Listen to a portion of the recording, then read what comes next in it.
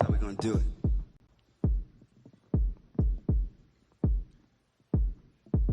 Black boy, tell me how you really feel. I just wanna build with you. Black girl, tell me how you really feel. I just wanna keep it real with you. I wanna live better, eat better. I wanna love better, sleep better. I wanna feel so aligned, sublime. One time for the state of mind, 2 times for elevated rhymes. Know I architected when I lay design. I drown noise out of the clear blue. I sit, twist the threads of said silence. That's an heirloom. I am the shepherd, I shear sheep. Still fleece funds from the have-it-alls to the matadors who sidestep the bull beautifully to that applause. Around rappers, a higher caliber catalog shines, reminds I ain't coming to flatter y'all. I spark chatter, dark matter, the sharks scatter on these dark waters. Who walk taller, who barks orders? God body, guarding what all the laws taught us. Not a peer, it's rear, they veer near. I pierce deep, I'm revered, my steps remain clear with fierce sweeps. Not a man here who could censor me. I'm on the pier, Elohim with the energy. Black boy, tell me how you really feel. I just wanna build with you. Black girl, tell me how you really feel. I just wanna keep it real with you. I wanna live better, eat better. Yeah. I wanna love better, sleep better. Yeah, I wanna feel so aligned. Let me talk to y'all over here. Sublime. 1 time for elevated rhymes, 2 times for showmanship, 3 times for black hands and land ownership. Revolution I bring to you, wedding ring bling to you. Nisi blues on war tunes to sing to you. I am a rebel without a pause, no applause. Trust me, I must be Chuck D getting mine off. Many fools been clock watching my moves, and I needed a reappraisal of flavor. I took the time off. Now back Jesus, black feet is slumbering unborn. Ark of the covenant curtain untorn. I'm a rose that rose to etch prose in Rosetta Stone. Yelling it through a megaphone, always rapping, baby, forever home. I ain't the pot calling the kettle black. I'm the flame keeping the kettle warm, and I am to blame for the renaissance. It's cold, had to write and recite it with down feathers on. Black boy, tell me how you really feel, cause I just wanna build with you. Black girl, tell me how you really feel. I just wanna keep it real with you. Yeah, I wanna live better, eat better. I wanna love better, sleep better. Yeah, I wanna feel so aligned, sublime. Sublime. I wanna live better, eat better. Sublime. 1 time for elevated rhymes, 2 times for showmanship, 3 times for black hands and land ownership. Revolution I bring to you, with a ring bling to you. Nisi blues on war tunes, singing to you. I am the rebel without a pause, no applause. Trust me, I am Chuck D, getting mine off. Many fools, they clock watching my moves, and I needed a reappraisal of flavor. Took some time off now. Back Jesus, black feet is slumbering unborn. Ark of the covenant curtain untorn. I'm the rose that rose to etches prose in Rosetta Stone. Still yelling it through a megaphone. Always repping, baby, forever home. I ain't the pot calling the kettle black. I am the flame keeping the kettle warm. I'm to blame for the renaissance that's cold. I write and recite it with down feathers on. I love you and write and recite it with down feathers on. That mean that shit cold. And I'm the coldest. Listen, this the message right here. Black boy, tell me how you really feel, cause I just wanna build with you. Black girl, tell me how you really feel. I wanna keep it real with you. I wanna live better, eat better. I wanna love better, sleep better. Yeah, I wanna feel so aligned, sublime. Y'all give a round of applause to this band right now. When they tell me they want to feel the chords a little more, then we got to do that shit again. That wasn't in the rehearsal. We didn't do that. That was not a part of the set list. Roderick was just in my ear like, yo, let's do it again. So we're going to do it again. So we did it again. What's up, family? Good evening. Good evening. We having a message to my black boys. Tell me how y'all really feel. I know y'all. Good evening. Good evening. Good evening. Black women, tell me how you appreciate you guys tuning in. If you can hear me, please put a thumbs up in the chat. Just let me know my sound is coming in loud and clear. That's Ed. How you doing, that's Ed? Happy to see you here. Memphis, Tennessee in the house. Yes, sir. Only facts and stats. Welcome, brother. Hope you guys are doing well. So far, we've got, let me see. So far, we've got 12 people viewing. So all 12 of you, if you could, please hit that like button. Share this. Subscribe if you haven't already. Thank you for being here. We appreciate you guys' time, your attention, the fact that you're even interested in what we got to say. So appreciate you guys tuning in. As always, my name is Alan. We're joined by the incomparable Mr. James Penn Jr. This is the frame and the flame episode. What episode is this? Episode Man, 5? is this like 5? Yeah. I think it's episode 5, man. Episode 5. The first, second episode of a two-parter. If this ends up being a two-parter, I don't know. It might be a three-parter. It might be a three-parter because it might be one of those Fast and Furious. I've got a lot to share, so it might end up being a three-parter, honestly. Yeah. But again, welcome. Appreciate you guys tuning in. Let me go ahead and bring in the Instagram audience. All right. Boom.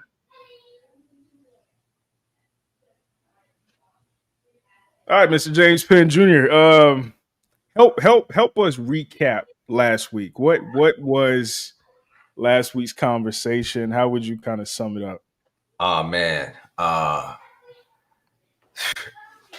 Just to sum it up would be challenging, man. So I'm gonna I guess I'll share kind of some of the behind the scenes for both you and the audience. Last week, man, I had like just a last minute business situation come up where I was flying out the next morning after I streamed, stand up, packing. And I found myself in that same scenario again, man. So I had a lot of stuff that I wanted to unpack. I had some stats that I was bringing. I see we got only facts and stats. Like I had a whole bunch of stuff I was going to dig into, and then business just got really, really slammed this week. But man, I think last week we made some very, very good inroads, man. I think toward the end of the stream when I offered that the magic that is lost does come back was one of the profound moments of, okay, there's something we got to unpack there. But 100%. Man, it was just a lot. It was a lot to go back and unpack, and I haven't even gone back and reviewed the game film, so shame on me. Yeah. But that's definitely one to go back and watch the what they call it, the all 22, right? Absolutely. The game film. Yeah. What about you, man? What's your biggest takeaways and things that stuck with you? For me, in my head, I'm thinking about it as far as like holistically, like what's the message we're pushing, or what's the what do I feel like we're accomplishing? And I think we're introducing a level of like critical thought that is missing in people's process in deciding to get married, when to get married, who to get married to, and how to kind of how to milestone that arrangement. So I think if nothing else, especially for men, and we've kind of talked about this too, if nothing else, I think that's a huge accomplishment. And that's on brand for you. And we need to talk. And so, often when we think of we need to talk, we're thinking of having conversations with one another. But the most important conversation I think you'll have is internally. So as you say, you certainly have facilitated a platform and, graced me with the opportunity to be a part of elevating this conversation. And from the community engagement in the comment section, you could tell that conversation was really happening, internal conversation, thoughts. I even saw some arc and evolution with some of the participants last week, just over the course of the couple hours we were on here streaming. So, the frame is the same. I think we got something, brother. I think we got something. That's the first donation in the ministry pot for that. Clip it. So, you know what I'm saying? We might have to trademark that. Appreciate you, brother. Thank you. Yeah. All right, so I'm gonna play this clip really quickly just to I guess help us kind of frame a recap of last week's conversation, because last week we kind of focused on the conversation around testosterone, or the idea or the rhetoric that testosterone has dropped over the years. We have less testosterone than our fathers and grandfathers, and what that means and what that has meant for mating and dating. So I'm going to play this real fast. Which one's one? This is one. This is two. You understand? Yes, sir. 1, 2. Let's go. 1, 2, 1. Put your hand up. Which one's 1? This is 1. This is 2. You understand? Yes, sir. 1, 2. Let's go. 1, 2, 1. Put your hand up. Which one's 1?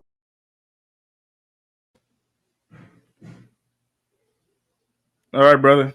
Immediate thoughts, feelings, concerns. I know. I see your face. I know this was gonna hit home. Yes. Yeah. Thoughts, feelings, concerns. Are you tricky? I'm on to you. So I'm gonna go ahead and tell the audience a little bit more behind the scenes. That's what they come for. They want to know like it's behind the scenes stuff. So Alan and I, we message on sharing stuff on IG, and we text so on and so forth. And one of the things brother's been asking me, pressing me on, is like, hey, if we had to lean towards one, frame or flame, if we had to lean more towards one, what would it be? He's been trying to pin me down on the answer, and me, I'm in my ninja sidestep, not giving him a direct answer on it.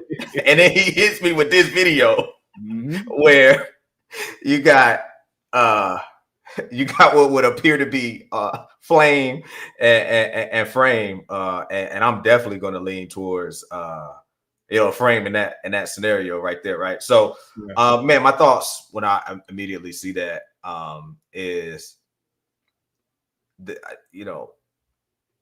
it's an obvious contrast, and the softness of the top video is in such a distorted manner that's disturbing to my soul as a man with testosterone and masculinity and having a son. It's disturbing, quite honestly. And I'm not on some toxic masculinity level where I don't show affection with my son, that I don't embrace my son, allow my son, to cry, even just recently. So my son just turned 12 on Monday. He just turned 12. And I had some, sometimes you just have moments that just kind of shake you, because you're just in rhythm of different things and then something shakes you. And so as his 12th birthday was coming up, he wanted some, he wanted some different things. He had his list of things. And I found myself like, I want to give him everything. But then I was like, wait a minute. He gotta like work for some stuff. Like I can go get it. I'm going to get it. I want him to have everything, but I don't want him to have this entitlement mindset. Yep. I kind of have some pushback in my mind about birthdays altogether. It's just like really self, like, oh, birthday all month long. And I don't like that type of culture. If anything, I think we need to honor our mothers on our birthday, right? Like they were the one that was pushing your big head out, right? So like, forget your mom giving you a gift for your birthday. You should be giving your mom a gift on the birthday. But anyway, so his birthday's coming up. He's 12. He's got stuff going on. So I was like, hey, listen, I'm gonna need you to handle some stuff outside in the backyard, in the back patio. And it was a shocking moment for me because I realized that I haven't necessarily put him in the best position to do some manual labor like that I had did growing up. And I was like, okay, hey, I need you to handle this in the patio, handle this in the yard. I want you to take care of that and do it to your best of your ability. And he doesn't do that type of work. Like we have a landscaper that comes and does the landscaping. Now, granted, he's no stranger to hard work in the weight room, on the track, on the wrestling mat. Like, so I use sport as something to get that physical part. But I remember pushing the push mower in the backyard, big backyard, in the summertime, sweating. And what that was, I remember raking the leaves at the grandparents' house and all of. So some of that manual labor, like he doesn't have that muscle. Yeah. And I just like realized that. And so, I had to take some ownership of like, it wasn't done to my level of expectation. And I took some ownership of it. And he was really down and disappointed in himself because he really takes it hard if he feels like, maybe he's let me down or he's not proud and things of that nature. And so I had to have that heart-to-heart conversation of, hey, son, look, this was a failure on my part as well. So let me help you finish and show you this was the best effort you had. I haven't done the proper job of getting you in the right position to be able to have this type of muscle, but we're going to change that. So don't take the failure so hard on yourself. This is a failure on my part as well. Do you see me whining or crying about it? No, right? I see it, and now I got to make the adjustment to it. So now you see it, you got to make the adjustment. And so I'm sharing this story, it comes to mind because we had a couple conversations over the course of the next couple of days, and one of them I was real firm with him, and he took it. He had some discipline, some stuff taken away from him the day before his birthday and all of that. And I was like, look, you're turning 12. We're going into, it's time to start crafting you into a young man. And he's like, you always talk about me becoming a man. Like, I'm not there yet. I'm like, son, if you got something that's a tall task, you don't wait till the last minute. Being a man is a tall task. It's going to hit harder than anything. I love you more than the people outside of this house. So when you want me to wait? You want me to wait till you 16, 17 to start that? And so he got it. And then after this tough conversation where he got some stuff taken away and he's been kind of getting it hard for a couple of days outside doing the manual labor that wasn't up to the standard and so on and so forth, I did sit down and embrace him. And he just had his head, right there in my chest. And I could feel his just release and the comfort of being in his dad's arms. Right. So I appreciate you giving me the liberty to take the time to map that out. But that comes to mind because in that moment of embrace and just, his eyes was probably teary. He didn't, have no tears flowing or anything, but I could feel he needed some comfort after taking some of these jabs over the last couple of days. He needed some comfort and embrace of his father. And there's nothing wrong with that. Right. But what was displayed in the video, right? This wasn't that.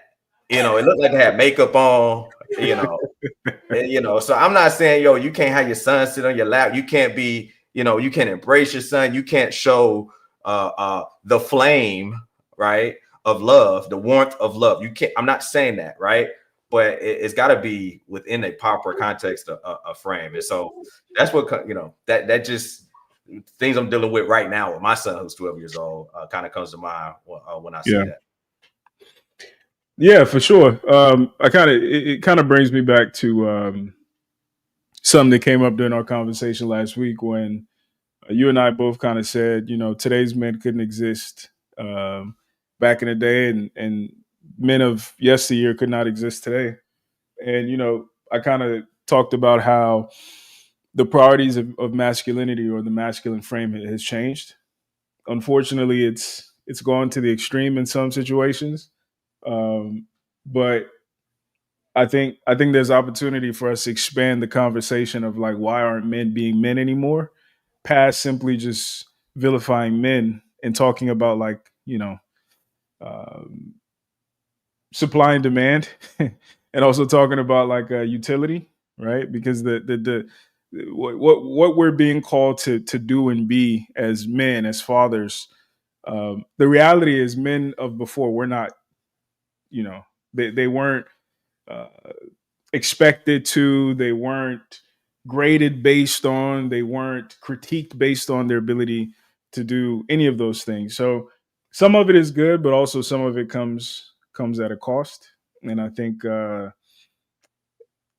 men and women have been irresponsible throwing the baby out with the bathwater. And I think that's how you get situations like this. It's unfortunate that Andrew Tate is standing on the right side of this of this particular argument, but I think it does say a lot that this is kind of where we are currently. What's your take on sports for particularly our young men, and then as a subsect of that, combat sports? Where does that fit in to the frame? Because you have so-called by some leaders who really push back on sport. I know Boyce Watkins, he has I didn't know that. Railed against it, get your children in some financial literacy course, get them into education. He's against sports, and it strikes for him, to me. It strikes as somebody that just couldn't make the team when they were growing up. that's how it lands to me. I don't know that to be the case, but I'm interested, because when I see Andrew Tate, who I don't think is the most ideal person to be that image in this scenario, he is standing on the right side of it. I think there's a space for it, but I'm interested in your take and perspective on sports overall, and then combat sport for developing masculine traits in young boys as they matriculate into manhood. I want to give a thoughtful answer. I have the answer that kind of came to my mind immediately, but I want to be more thoughtful. I'll say this. For me, I didn't grow up with a father who valued sports, right? Like I was the kid who really wanted to get into sports because I thought it looked cool, because I wanted to test my masculinity, my bravado, whatever the case may be. But I didn't have that encouragement or enthusiasm from my dad. And ironically, that's what I tried to be with my little brother, which I think I might have gone overboard because it pushed him away from it. Right. So, but I think that in context, sports or young men's relationship with sports initially was to prepare them for what masculinity has been. And a big part of masculinity was also being prepared for war or potential war. So like when you look at football, even soccer in the Amazon and stuff, part of that physical fitness, part of your ability to compete, et cetera, is consistent with our predisposition as a species, particularly the males of this species. So I think it's absolutely valuable. I think combat sports in particular, it teaches men to channel and control that aggression, that testosterone, as we talked about last week. That's a natural part of the transition from boyhood to manhood. I think in our community, because it hasn't been channeled by men, it's been channeled by women. It shows up as basically feminine energy. It shows up as aggression without control. And I think more than just the ability to let loose, the ability to learn discipline, the ability to focus and gain a skill, it's also for a lot of boys their opportunity to be around men, right? So, and Mr. Jason Wilson is on the thumbnail. I think that's one of the things that I admire about the work that he's doing. He's helping guide, shepherd, sensei these young men through a very chaotic time in their life where they're transitioning. So I think if nothing else, it's unquantifiable how powerful and necessary that is. I would echo everything that you say and add that I think it's even that much more important now than times past, because you don't have as many of the other outlets for boys to be around men, for boys to have the expression of that testosterone and masculinity, where it's not, criticized. As far as we have devolved in our conversation around masculinity and the dip in testosterone, sports is still one of those last sacred things where, hey, it's okay for you to be out on the football field and and go get it, right? To be on in a boxing ring, on a wrestling mat, or whatever the case is, to go out there and really go get it. That's one of the last arenas where you're not, kind of judged too much differently than you were in times past. So I think it's critical, and I know it's a lot of circles that have critique about how much you can be more than an athlete. You don't have to dribble a ball and things of that nature. Yeah. And there's truth to that if you're viewing the sport as simply the only avenue you have to get out. No, you can do study engineering, you can study coding, you can get a trade, you can do so much more, but that doesn't have to be a either or. You need to do that and My son will box at some point because I just believe it's important to get punched in the face at some point. By the time I was his age, I had fights in my neighborhood. I grew up in some different type of neighborhoods than what he grows up in. So, you know, fortunately, hats off to me and his mom. We've done a situation where he's not in environments where he probably has to fight, you know, going to school or on the bus stop. And I'm glad for that. I don't want, but in a controlled environment, I want you to get punched in the face because life is going to punch you in the face. And so, you know, the teaching of those things, one of the biggest lessons I think is nobody's coming to save you. And so when it comes to like a combat sport, individual sports, you know, team sports aside, I know football, basketball, they didn't block for me. They didn't pass to me. I didn't get in. Now, ain't none of them excuses in wrestling. That dude is going to work on you. Mixed martial arts, he going to work on you. Boxing, he going to work on you. They didn't block for me. They didn't pass. No. Ain't nobody coming to save you. So what you gonna do? Those are important. Like sport is the curriculum. A lot of parents, you know, are on this. If they could just use sport just to get an education. You're missing it if you had a mindset. If they can use sport to get an education, sport is the education. If you're doing it the right way. And so I'm a big proponent of using sport as a co-curriculum because there's physical activity can accelerate the lessons. I can push you to physical exhaustion in a matter of seconds or minutes in doing the right thing, where now you're having that internal battle or conversation of like, what do you do when things get tough? What do you do? What type of person are you when everything is telling you, stop, this hurts. I can't move forward. I can manufacture that in a matter of minutes, right? When it comes to physical activity. And so that does there's a difference in working out and training. I'll button it up there. Like a lot of people go to the gym to work out, but are you training? The mental part of the training game is more valuable than just the physical part. We're using the physical to actually train the mental. Got you. So jumping into this week's episode, part 2 of testosterone, lower testosterone. I forgot. The Sassy Man Apocalypse. That's what we called it. Last week, like I said, we focused on the testosterone paradox. Let me call it that. This week, I think it's important that we focus on, because we say it a lot, like men end up pursuing and getting with women who don't like them. And that being at the core of a lot of the dysfunction that we notice. So, you know, today I kind of want to get into some of that nuance, like how to identify a woman who doesn't like you, and then how to navigate an environment of a woman or women who don't like you, and how to find women who and identify women who do. I know. I think a week or so ago, Paul Pierce on his podcast, he said that men need to start settling down with 5s and 6s.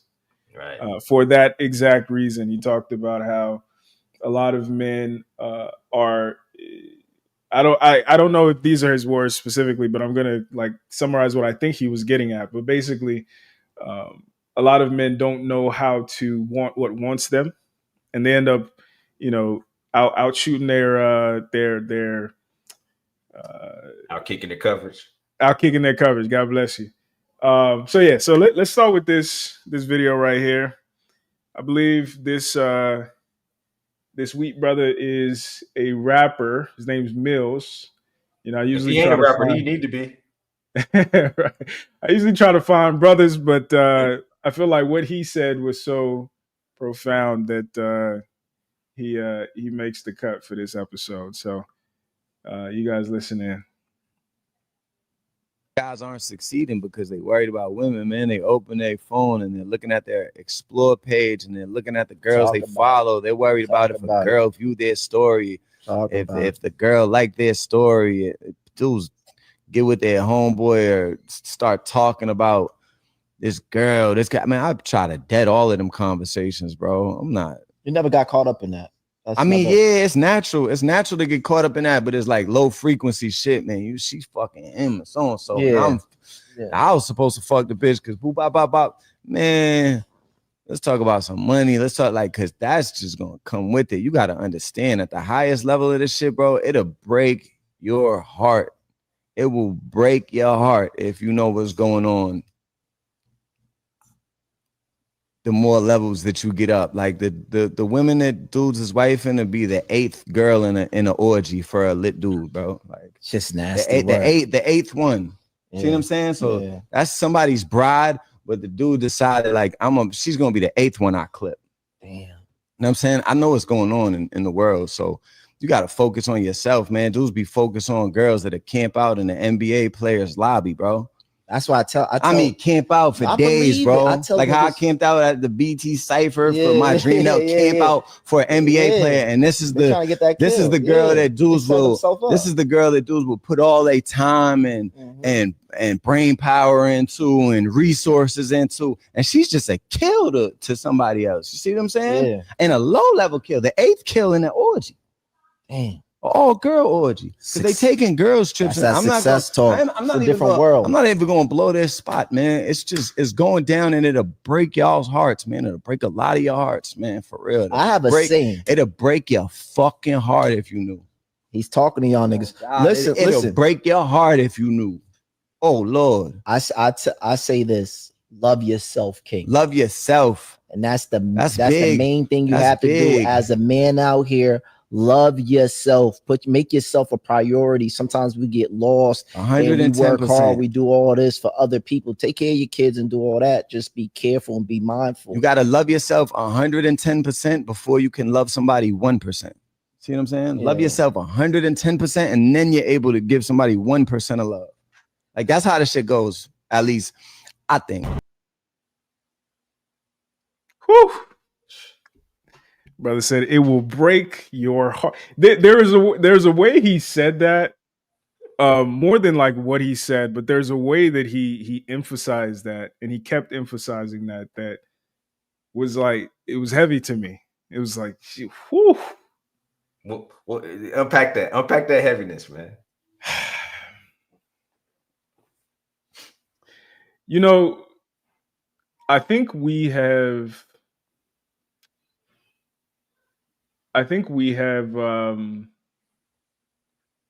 used like terms like incel and red pill, all that good stuff. Even though I've been critical of those communities, I think we've used them as kind of like dismissive pejoratives, like I'm red pill ass motherfuckers. And I think that the reality is a lot of what men are suffering from is, I put it as the catastrophic realization of what the world really is, and a deconstruction of what we were led to believe was the most magical aspect of the world, being women. We were led to believe, for the most part, that women were magic. Women were sugar and spice and everything nice. She was every woman. If you give a woman this, she'll multiply it into that, and et cetera, et cetera. And I think a lot of men, whether that realization happens early, like in grade school, and which is something that people also dismiss, or you got your heart broken in 5th grade and you haven't recovered from it, or whether it happens later in life, it is a devastating realization. I was reading something a while back about kind of like the art of debate or the art of arguing. And basically they found that through some research, the same part of your brain that lights up when you are in a fight or flight response, like let's say a tiger walks into the room, is the exact same part of your brain that lights up when somebody, if you're a religious person and somebody says God's not real, right? So our brain treats physical danger the same way it treats philosophical danger or dismantling of your worldview. Right. So on a very deep level, we discount, we minimize, we trivialize how devastating that was, or that is, to boys making, especially during those years of making the transition to manhood, to come to that realization, to be confronted with that truth. And the way that he kept saying it will break your heart is really like at the core, it will break your heart. It will dismantle everything you thought was. And, you know, as we talk about men being men, or comparing men to men of yesteryear and men of different societies, communities, whatever the case may be. I think a part that we gloss over or we discount is a big, the most pivotal part of that house of cards, that cultural house of cards, is the women. Now, I can give examples of my culture, but like part of the reason these men are like this is because the women are like that. And there's a symbiotic relationship, there's a symbiotic dance that happens that creates a kind of natural checks and balances. And men are inspired, men are motivated to be this because that's the expectation of the women. But in other contexts where the expectations of the women are this, men will be also motivated to be that. In our community in particular, the demand coming from women is not of the best type of men. And as a result, our community cranks out the worst types of men. So yeah, when he says it, it'll break your heart. I think that's such a layered, such a layered, nuanced, devastating conversation that we have been too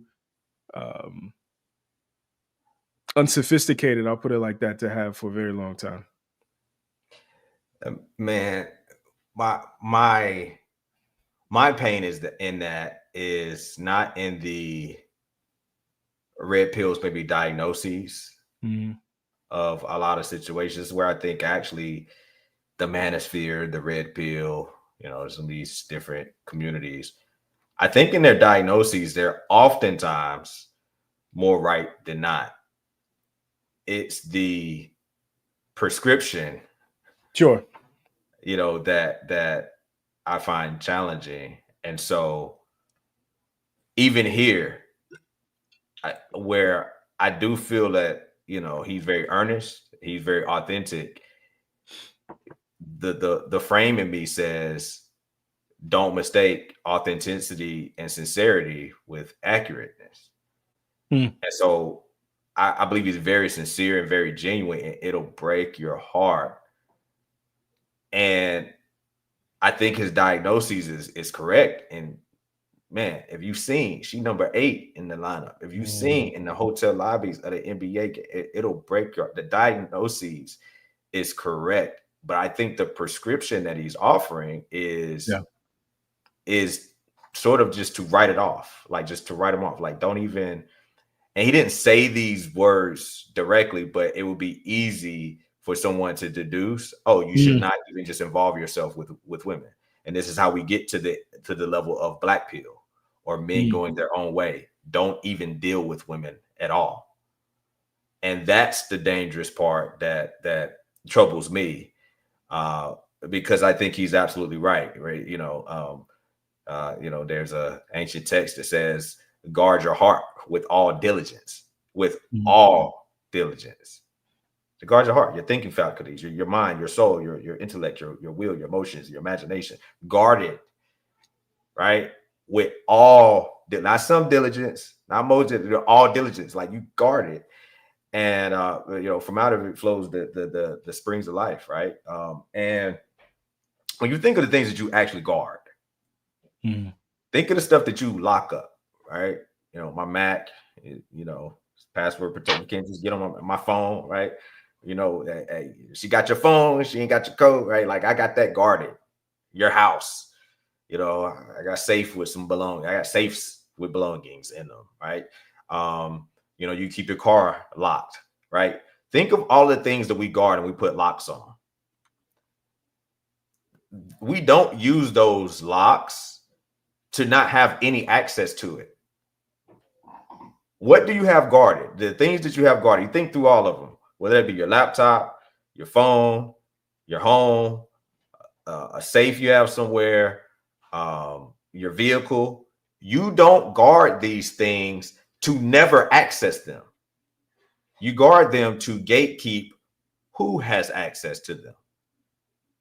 The people you want in your home, or you open it up for those people to enter in. You open up your vehicle for certain people to get on.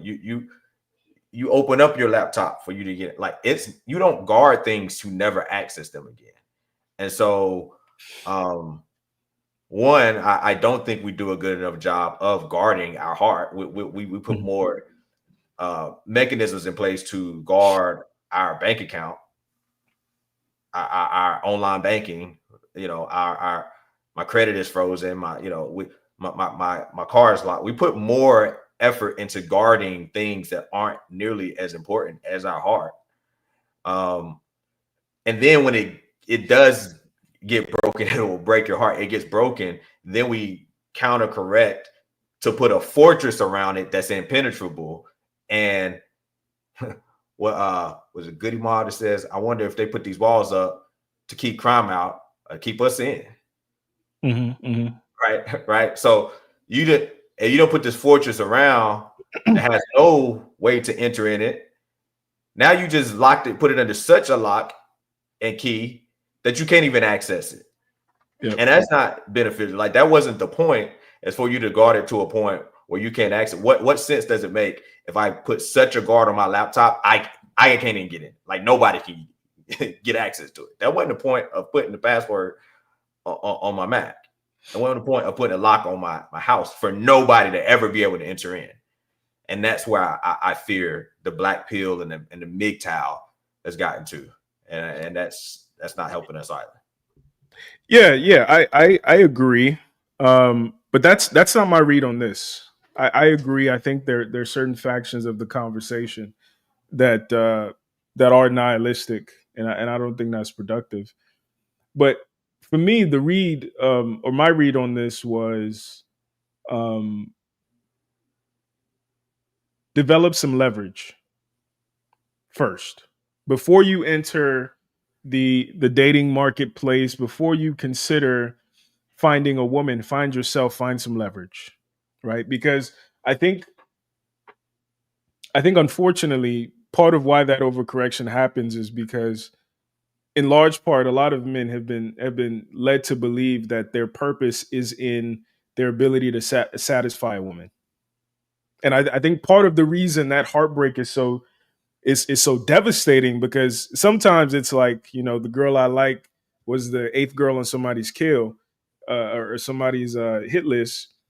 But most of the time it's the girl that I've invested into was, you know what I'm saying, was I overpaid for a used freaking Buick, right? So it's not just the heartbreak of the heartbreak of like the fantasy or whatever the case may be, but it's also like the remorse of bad business, right? Like I was talking today about how like sometimes when I'm by myself alone, I reminisce on deals that I feel like I could have negotiated better. And I'm like, God, I should have asked for $500 off. You know what I'm saying? An extra 1,000 here. Or I shouldn't have done that.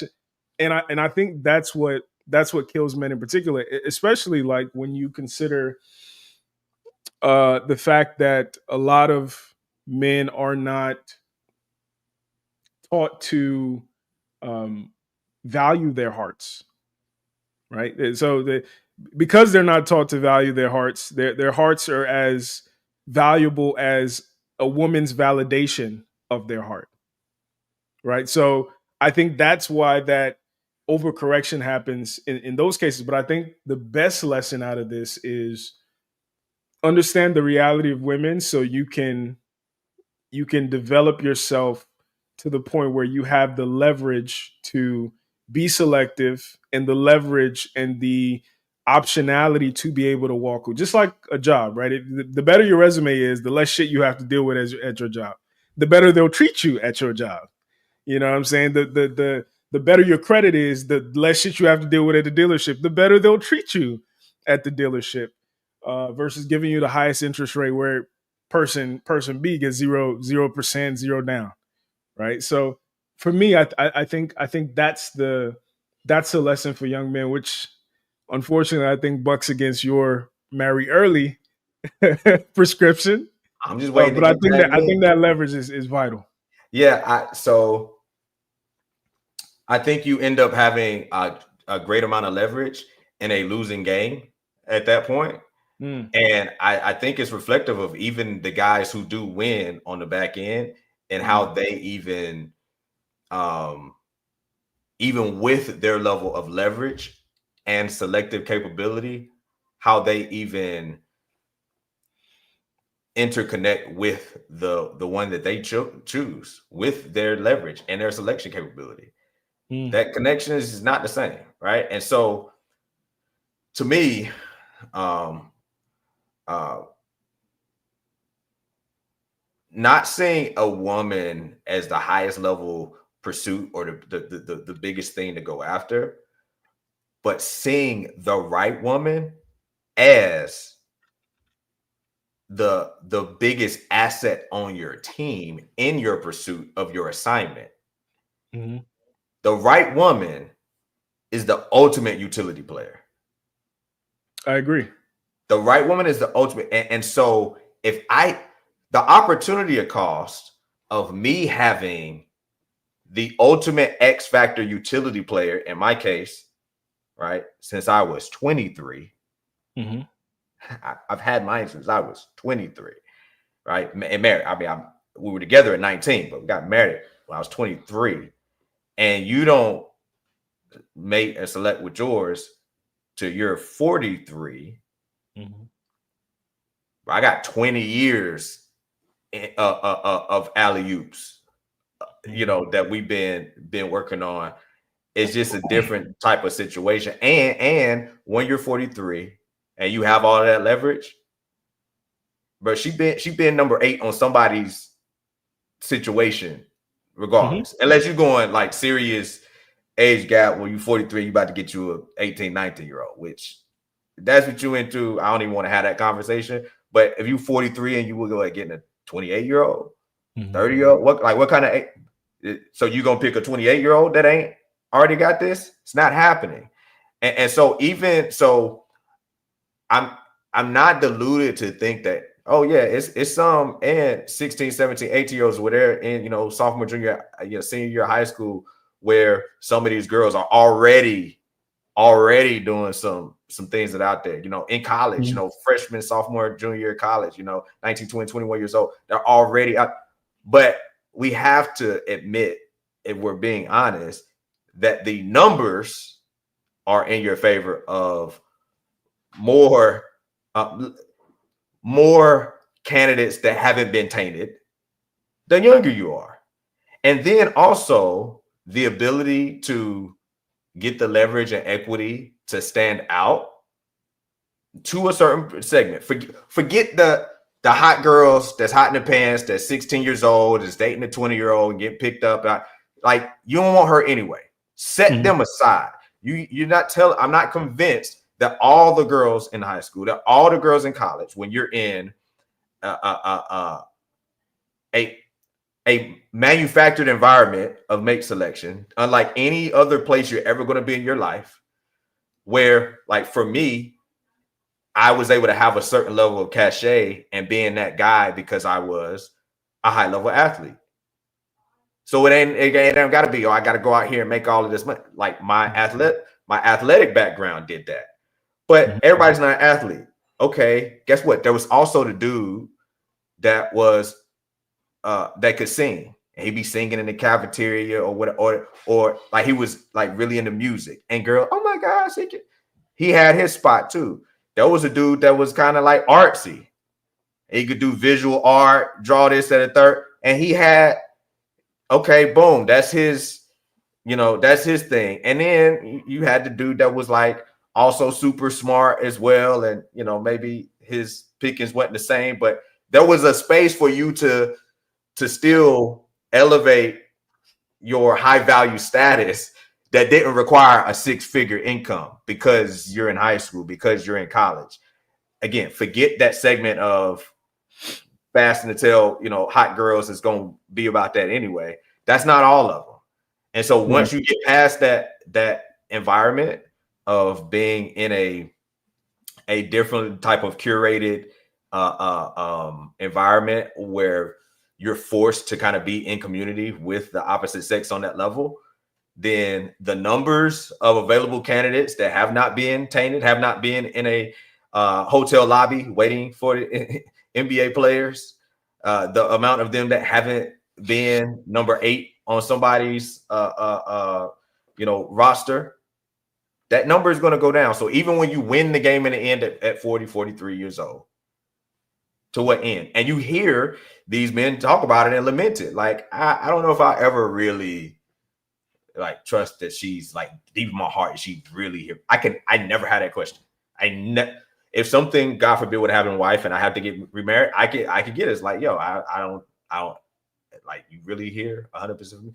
I would deal with it and contend with it, but that's just a matter. You can't. I don't know. I don't know of a way that you can replace that. And then I get that asset that, again, if I have the right positioning, that I didn't just make my life about her at this point, make my life still about my assignment, and I lead her and she's on board and she follows a type of mode of like, you need to be an asset to what I'm building or we're building as a family unit. This is my vision. Are you on? I'm gonna slow the train down long enough to see if you want to hop on board, and I'm going this way. And she's like, yeah, I want to go that way. I want to be an asset to you in doing that. And then you made that selection at 20, 22, 23 years old. Mm-hmm. I don't know a better alternative. Now we can make the argument that that's harder to do. Sure. Yeah. Choose your hard. Life is hard. Winning is hard. Failing is hard. Choose your hard. And so if I'm choosing my hard, I'm going to choose the hard that gives me the highest upside. And just tell me what the cost is and how do I evaluate? How do I make that thing? And so my message is really on get about the business of figuring that out earlier. I think that part we agree on. I think if I was to make the statement, as a man, you should find yourself before you find your woman, I think we would both agree to that. I think where we disagree, where we start going different ways, is like, when should that have happened? You believe that should have happened well before 25. I believe that's not going to happen until 25 and up. I think that's where we split, because the thing about it for me is, in choosing your heart, it's not just about the availability of options. So to your point, the likelihood of a girl being a virgin is higher the younger she is. That's a fact. However, the likelihood of you being able to discern or distinguish the difference, or distinguish the games that women play, and the nuances in the selection process, unless you have a machine behind you, which that part we agree on, is very, very low. So for me, part of men, including myself, having found ourselves, it's not just in finding what we're good at and finding our garden, but it's also in finding our voice, in finding our worth, in finding our sense of self, our limits, like what we can and what we can't tolerate, what we need and what we don't need. Like, it's not until fairly recently that I started deconstructing the myth that I had to have a baddie. It's not until fairly recently that I started like considering the fact that, a fat ass and big titties is nice, but like, what does she smell like? How does she walk? How does she talk? Some of those intangibles that you don't even have the frontal lobe development to even consider as a young dude. Like, when I was young, she's fine, she's good to go. That is it. You see what I'm saying? So for me, and I've said this before, I think intelligence is knowing how to trust yourself. I think wisdom is knowing when not to. And I think as you get older, part of what you develop is not just the ability to say no, but the ability to know what to say no to. And young men, particularly at the peak of their testosterone, at the peak of their bravado, at the peak of their libido, at the peak of their, I'm that guy. It's next to impossible to make lasting decisions that are going to impact and affect the rest of your life. I think that's part of the reason why young marriage is amongst the highest in divorce rate.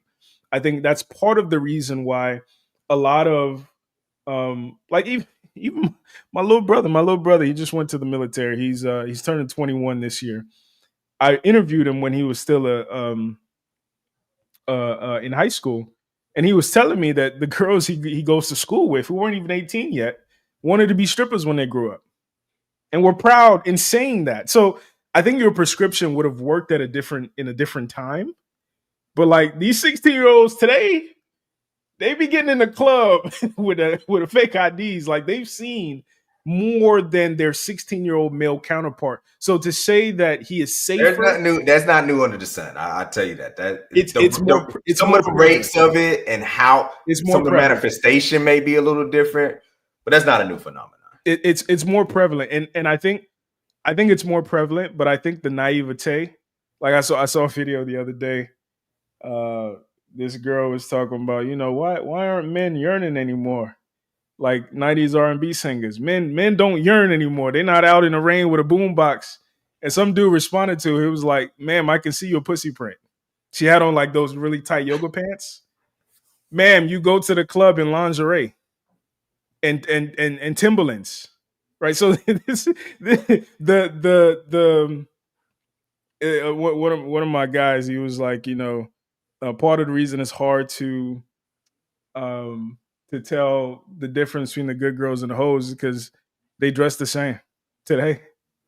In this climate, they stand next to each other. They're friends with them. We're supposed to unpack that you're not a hoe, but your friend is, and I have evidence that your friend is, but you're not. Which could be true because of how accommodating women are in their relationships and friendships. They're more about camaraderie than like shared vision. Whereas men, we're building like an elite. We're thinking about it as like a black ops squad. Women are thinking about it as just numbers and Matt, who can I go to the club with and who can I go to brunch with, et cetera, et cetera. So like there's some merit to them saying just because Jessica's a hoe don't mean I'm a hoe. But my point is for the young man, you don't have the wisdom. You don't have the experience. You don't have the sense of self, sense of purpose. You don't have the leverage to navigate women today, even your age. Because to your point, even back in the day, 16-year-old girls were getting picked up by 30-year-old dudes in high school. So if you're a 16-year-old boy, and maybe she's not the one getting picked up, but her best friend is, and they're sharing. And that's where I said that you don't want that anyway. And I don't disagree with any of your points of like not having the wisdom, the experience, so on and so forth, all of these different things. Here's where we actually, I think like maybe part is in our prescription of what to do about that. I am not convinced they don't have the capacity to. I believe that we set a low bar and they hit it, right? Like we set an expectation of you're too young, you don't like, we don't have people like grow up, 30 is the new 20 and 40 is the new 30 and all of this type. Like, I believe that our young people hit the bar that we set for them. And oftentimes when we say you don't have the wisdom, this, that, and third, you need to go figure it out, we're still not even equipping them as they get into their 20s. And so they oftentimes end up 35, 40 years old, still with the lack of wisdom and ability to vet, so on and so forth. They just have some money now. And I've had actually maybe some experience, not experiencing vetting for mate selection for life. Experience it, like, because dating and hookup culture is different experience than building a lifelong partnership with a woman that's an asset. So are they really more experienced at 40 and that? I don't think so. So like experience doesn't just come with age. Right. And so my prescription is I'm saying, like, I agree they're not.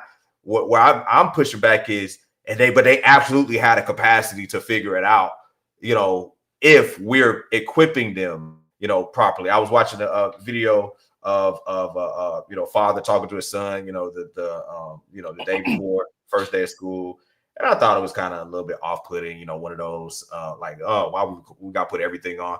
But one of the standards he has was like, hey, and what we're doing great. He's like, the son's like, oh, good grades. He's like, no, all A's. And people was like, dang, you know, he get in trouble if he just get a B. I don't know if you saw the video. And part of me was kind of like, dang, that's a little OD. But then you think of other cultures, Asian and Indian families, where it's like I had Asian friends in school where that was the standard was A. It wasn't like that was the standard. And guess what? They reached that standard because that's the standard. You know, and so like I don't think it's always a matter of, you know, I rather aim too high and miss than aim too low and hit. This is what I would say. I've been seeing a lot of videos pop up on my YouTube algorithm is ridiculous. Like I'll be watching, you know, metaphysical stuff and then stuff about the hadron colliders and then, you know, all kinds of stuff. But basically the question was, and they showed like side by side pictures of like actors and just like everyday people, and they'd show a picture of like a 20-year-old in 1980 and then a 20-year-old today, and like it is dramatic how different they look. Like a lot of the pictures we see of people like, you know, people from like Fred Sanford and like all those old faces, they weren't old. It was just a couple months ago. I saw how old Red Fox and then were on Sanford's side, and it blew my mind. He was like in his 40s. I'm in my 40s. I'm like, I did not look like Fred Sanford. And don't get me started on the white folks. But basically, when they broke that down, they talked about, number one, the cultural emphasis on hydration wasn't as huge as it is now. That's a big part of it. Listen, I got mine right here. They talked about how the general like climate was different than it is now. Like the threat of the Cold War, World War I, World War II, the Vietnam War, you know, and those things like created a veneer of anxiety in the American population, which aged people, right?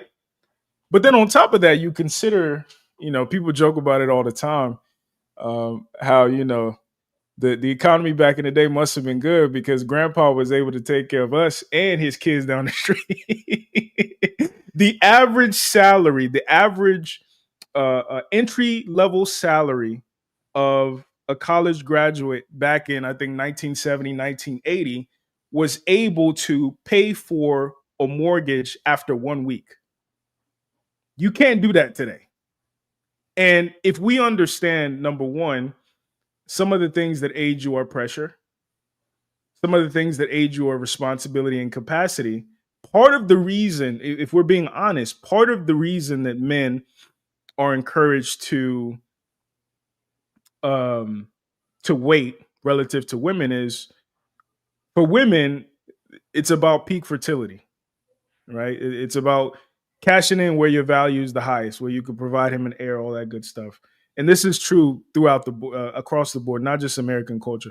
For men, it's your capacity, right? So a lot of men, until they get to a point in their life where they have the capacity to not just take care of themselves, but also take care of a woman and potential offspring, you could say they don't want to get into it, but it's not wise for them to get into it. And when you compare it to times where it was the norm, those were some of the reasons. And I think we shouldn't discount the fact that part of the reason back in the day they were more mature is because they had the capacity to be more mature earlier. They had the expectation, because we focus on the expectation. They also had the expectation, and they also had the anxiety to be mature earlier.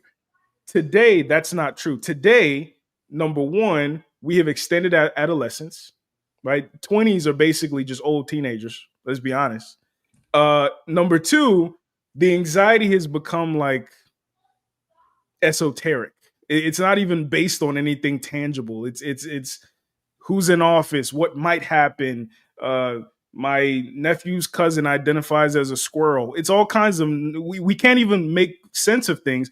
And then last but certainly not least, our capacity to even qualify for a house, buy a house and pay for it is not what it was. And these were part of the hallmarks of the transition from boyhood to manhood to say, okay, now I'm ready to have a wife, have kids. Back in the day, could do that at 18. You can't do that at 18 now. So now we have to we're I think we're idealizing something that never existed. This idea that we built together. What they meant by building together back in the day is he works, she takes care of the household. But he's still able to pay the bills in the household. Today, that's not true. Today, it's I work, you work, and then we build from there, which is actually modern. As much as we might not realize it, actually modern. So I would, for the men who are traditional minded, maybe it's not 30, maybe it's not 40, maybe you're able to do that earlier than other people, but until you have the experience and capacity, and unfortunately that's going to happen later in life than it had at previous times in history, I don't think it's a good idea for you to even like start looking. Yeah. So again, I agree with a lot of your assessments, and then we just part ways on what to do about it. The expectation isn't there, and as you to your point, 20s are just older teenagers now. I see that as a major core problem, not even just about relationships, just overall in society. And so anything that's pushing back in opposition to that, I think is the fair response versus saying, oh, well, that's how it is now. 20s is just older teenagers. So let's adjust to that. No, we got to make them adjust. We don't go that way and let that lead the charge, right? But that's my point. I think then we have to have conversations about how can we make home ownership affordable for 20-year-olds. Right. So, and this is where if we're talking about, okay, we have to reapproach some different ideas. Is home ownership to start out with a necessity? And right. And so the if partnership meant something different back then he handles the bills, she takes care of the kids. Maybe it's not delaying marriage as much as it's maybe delaying, bringing children in some.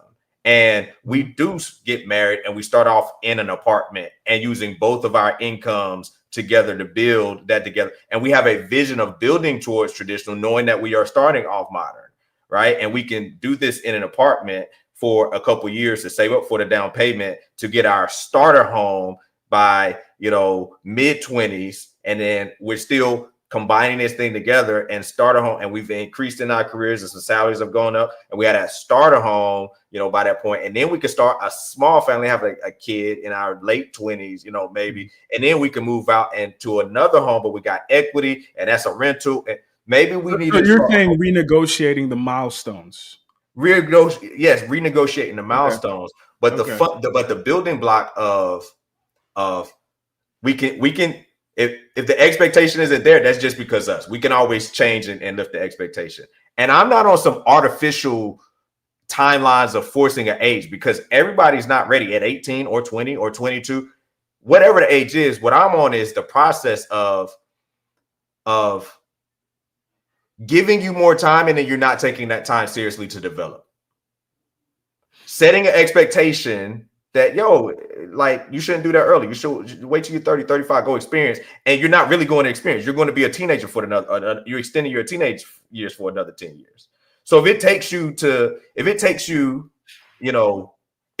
18 years to get to, grown up adult status, then it takes you 18 years. If it takes you 20, it takes you 20. If it takes you 25, it takes you 25. If it takes you 27, it takes you 27. But if you have 23-year-old capacity to be ready, why are you taking 37 years to do what you could have did at 23? Because we didn't give you the expectation, we didn't give you the game, we didn't set you up, to make those type of decisions. Like if I told you, hey man, you got a month to write a report, it's gonna take you a month. If I tell you got a week to write, it's gonna take you a week. If I tell you I need that on my desk Friday by close of business, you're gonna get it done written tomorrow in 48 hours.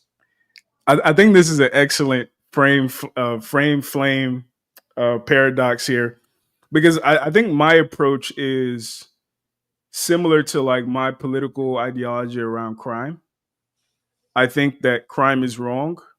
and criminals should be punished. However, I think when you zoom out far enough, crime is a consequence of lack. It's a consequence of scarcity, right? And I think, unfortunately, like unsophisticated politicians focus on the pageantry of criminalizing and the judicial process, etc., as opposed to understanding that if you provide people opportunity, if you provide people safe and uh, um, prosperous communities to live in, they are less inclined to lean into crime. And I think similarly, we think that like the growing or the extended adolescence is like the starting point, or the people's disinterest in marriage or relationship is the starting point. I think it's a response to a lot of these milestones being unattainable. And also, I think that these milestones are intrinsically tied to the institution. And we can have a conversation about, okay, can we reframe? Can we reimagine different milestones and preserve the institution? I think we'd have to reimagine both, because I don't think they happen one without the other. So, like using home ownership as an example, I don't think it was you buy a house and then you get married. But I think your ability or your interest even to conceptualize marriage as an attainable thing was tied to um, your sense of capacity to be a husband and what that meant, especially as men. Like that documentary I was watching about diamonds. Part of the propaganda the Bears created was a diamond should be 3 months salary, somewhere like 2 months salary, somewhere like 3 months salary, right? So if based on that programming at that time, if you didn't have 2 months salary, you couldn't get married. Whether they weren't saying it like overtly, but like even in your own ruminations, you're not ready. If you can't save 2 months salary, put it aside and not be able to not have to touch it, you're not ready to get married. So I guess what I'm saying similarly is like back then, based on that propaganda, it was 2 months salary, 3 months salary. I think we can drill down further. If you don't have a stable job where you can expect retirement and a pension, you're not ready to get married or be a father, etc. I think we have to reimagine what that means today. I am very qualified to have this conversation because that was my experience. And so even those ruminations that you're talking about, they were real. They were for me. I remember in dating my wife in college, and after a couple of years of dating, and I'm still in college, she was ready to get married. Yep. And I knew after 6 months of being with my wife, after us dating for 6 months, I knew I wanted to be with her for the rest of my life. I knew I didn't want to envision my life without her.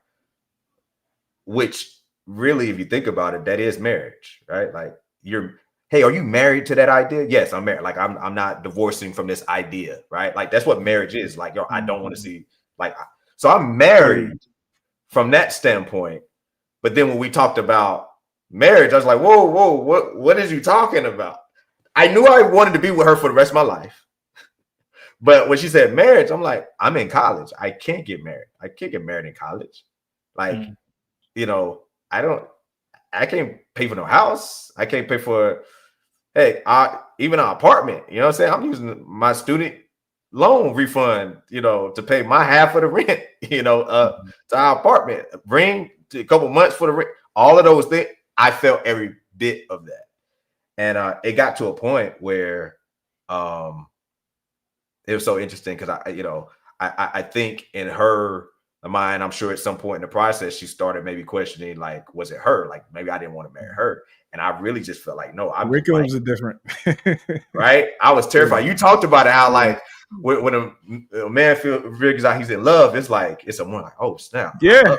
You know what I'm saying? Yeah. Like, it was like on that level, but then on the marriage, it's like, oh, snap, you talking about marriage. Like, I felt the weight of that from the societal expectations of some of these different milestones. And I was like, I'm not ready for that. And I thought I wasn't ready for marriage. And And in those regards, I wasn't. So I can very much relate to that. And she came to me and was like, I would live with you in a cardboard box. We could go to she literally said it. So we could go to the courthouse. I'll marry you today at the courthouse. Right. And I'm like, I ain't, nah, when you getting a wedding. Yeah, man, you better be glad you're not 20 today, boy. You better be glad. You better be glad Instagram didn't exist when you got married. You better be glad. Oh my God. Oh, but listen, here's the thing. Believe it or not, when I first met her, though, she was on that. You know, the man that's gonna marry me, he gonna be able to buy the ring that's this many carats and princess cut with baguettes on the side. I was like, I think a lot of female delusion back then was kind of relegated to like movies. okay, but like yeah, now right, it's movies, it's reality shows. She got a movie. She got a movie in her hand. She got a movie in her hand. Yeah, that's what I'm saying. It's the lady on Facebook. It's the lady on Instagram. It's the lady I look better than on Twitter. You know what I'm saying? It's I saw a video today, and then we got to get to our next video. But I saw a video today of this lady, and I hate using the numerical system to grade women. I don't like doing it, but she was a 3. Okay. She was a 3. Using that system, she was overweight, nothing to write home about in the face, nothing to write home about in the body. But she was talking so confidently to the camera about how she's insulted by, she wouldn't even consider a coffee date. Apparently a man asked her on a coffee date and she turned it down and went to get soup from I saw this. I saw it by herself. She went to have lunch by herself. And I'm like, lady, first of all, if she was attractive, that's an idiotic approach to life. But lady, that's new. Like I think women have been delusional, but like the level of delusional and the inability, like, and you watch like Pop the Balloon, for instance. One lady was talking about how she didn't like a dude because she was taller than him. How tall are you, lady? 5'7". How tall are you, sir? 6'1". But because she had heels, you're not 6 feet. Because she had heels on, she didn't know how tall she was. Even 6 feet now, it's not really 6 feet. It's 6'5". In their minds, they can see a dude that's 6 foot, and he ain't 6 foot. You're 6 even. I meant 6'5" when I said 6 feet. It's because they don't have to. And when I say this, I kind of empathize with women in a sense. This is probably the time in history where women don't have to negotiate with reality. Any reality. If you're ugly, there is makeup. If the makeup is not good enough, there's an additional AI filter that will sharpen your nose, smooth out your pores. Even if your makeup is bad, it'll fix it for you. So you don't have to confront the fact that you're not blessed physically. If your body ain't there, you can go to Dr. Miami. Shit, you can go to Brazil now or Colombia, whatever the case may be, and get that fixed. Nobody will know the difference because it's getting so good. If you're unintelligent, well, all you have to do is say, do some monologues on TikTok and build up an audience so people think you're smart. If you're financially incompetent, all you have to do is sign up for the right credit card and just defer. You don't have to deal with reality, particularly women. So navigating that today as a 20-year-old guy with no leverage is different than it was 10 years ago, let alone 20, 30 years ago. So like a lot of the stuff you say, like, I'm like, man, that's beautiful.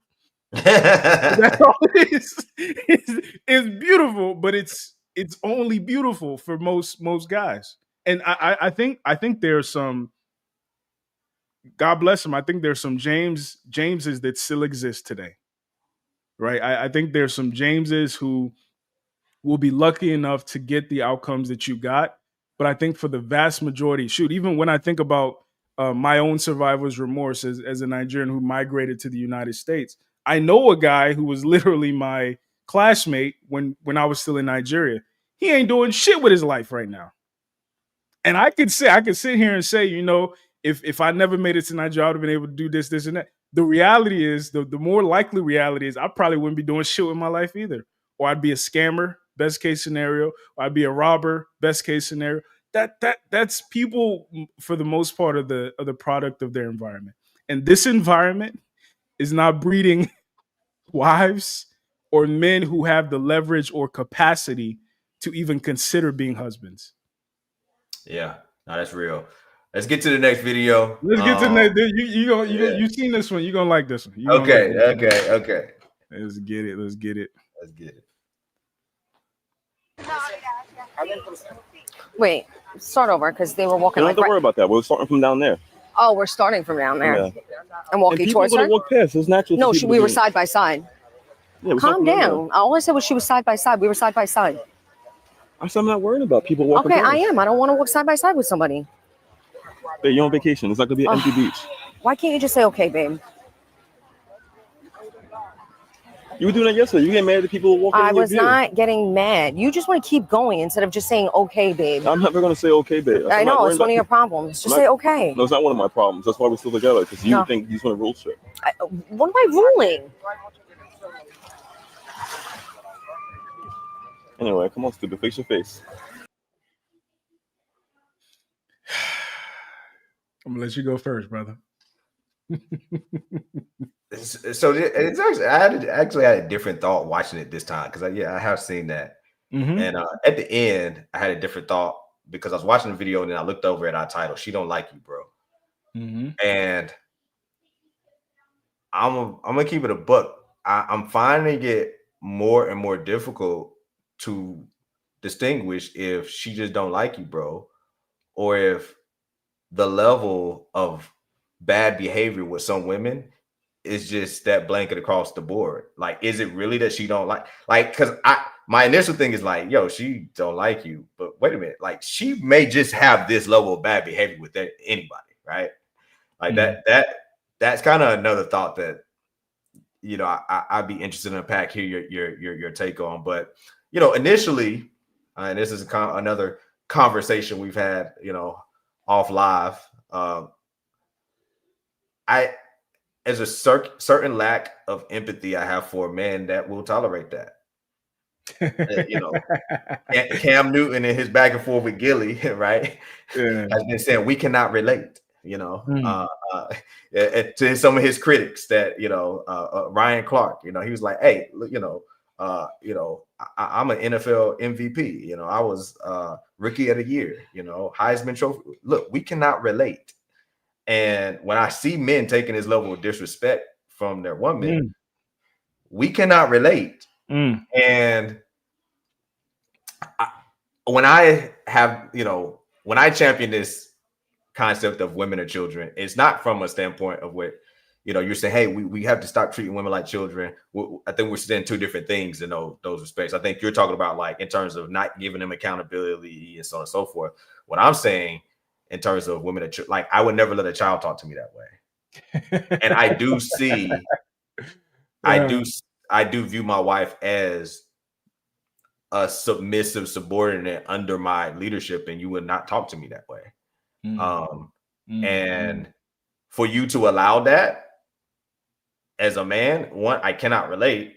And I have a lack of sympathy of like, oh, look at these women. I have a challenge looking at her as the problem in this scenario.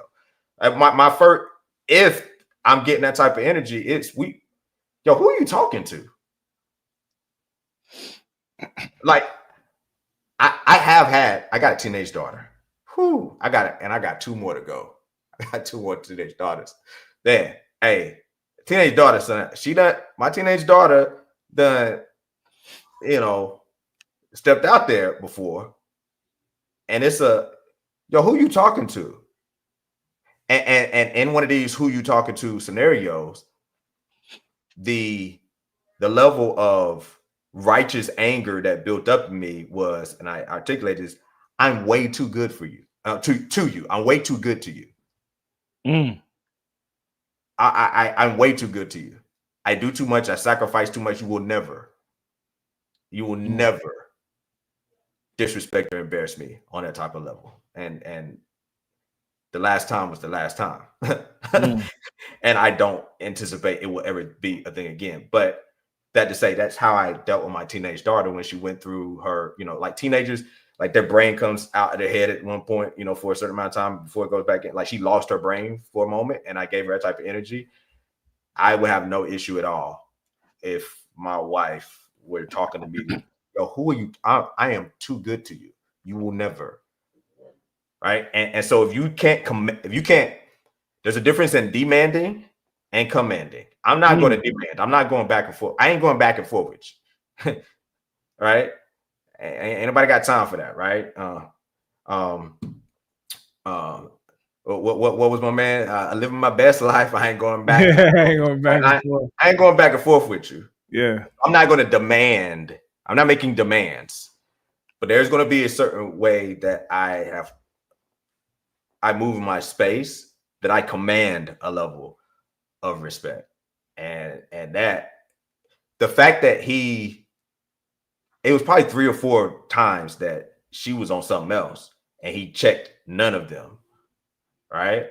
And I see it like how my children respond with me versus my wife sometimes. And I'm like, yo, why you ain't like, you told her no. Why is she still in your face asking again? You said no. What are you doing? You know, and you didn't you just tell her to go to her room? Why she? A 6-year-old. Well, you just told her to go to the room. Like, why is she still in your face? Hey, go to your room. And she walking. When I said, you know, like, so the same way, women are children in that regard, in my opinion. And so I have a lack of empathy for a man that is with a woman that he's gonna talk to him that way. And I'm like, yo, who are you talking to? So before I respond, I just want to add this context. So this is the brother's page. And apparently, you know, this video going viral right here, 3.2 million, it's kind of been like their launch into stardom. He looks like a photographer, videographer. And so they've made a part 2. There's a part 2 that they published. They've made like some responses. This is what stood out to me. This one right here.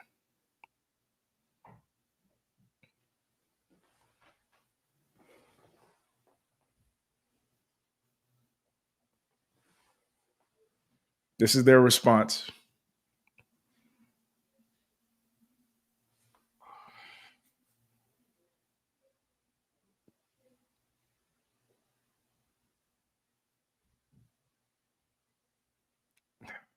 If this video gets demonetized, I'm gonna be pissed off. But anyway, prepare yourself. I'm gonna just clip that part out. But anyway, I found it ironic that your response to your wife showing her ass publicly is for her to show her ass, show her ass publicly, and you know.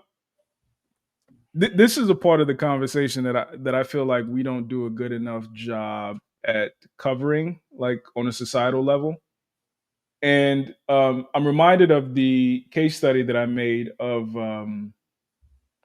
the ultimatum. So if you go to the playlist tab on our YouTube channel and you click on playlists, you click on the tab. One of the playlists is called Case Studies. One of the case studies is called The Ultimatum. And I talked about how certain men have been socialized to be sadomasochistic, meaning that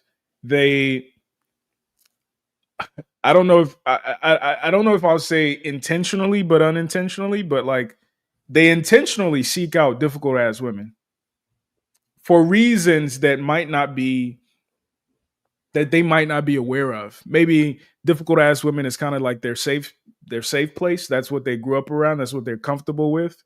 Maybe they were tricked, like a lot of us have been tricked into believing our ability to manage or tame or domesticate a difficult ass woman is an indication of our masculinity.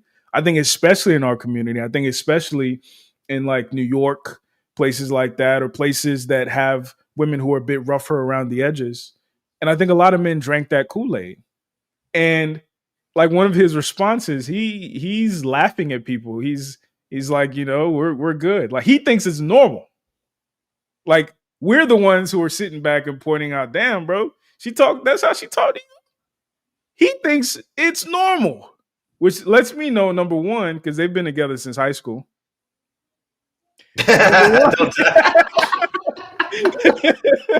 Number one, gotcha. Number one, not only does he think it's normal, she obviously thinks it's normal. And that's one of the things we have to get to is like the differentiating between does she not like you or does she not like men? Because that's also a difficult thing to do. Some women don't like men, and it manifests with how she treats you, but like she doesn't like men.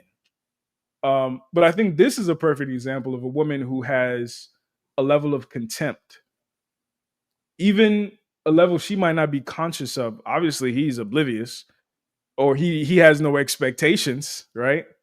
But she's accustomed to navigating with that level of contempt. Fortunately for them, because they went viral and they're happy about it, it was captured on camera. But unfortunately, I think it's a lot of men's fear and apprehension around jumping into it or seeking it out without the proper leverage to discern and to negotiate away women greeting them with that contempt. Yeah, I think there's an overemphasis on the leverage, when it comes to that. So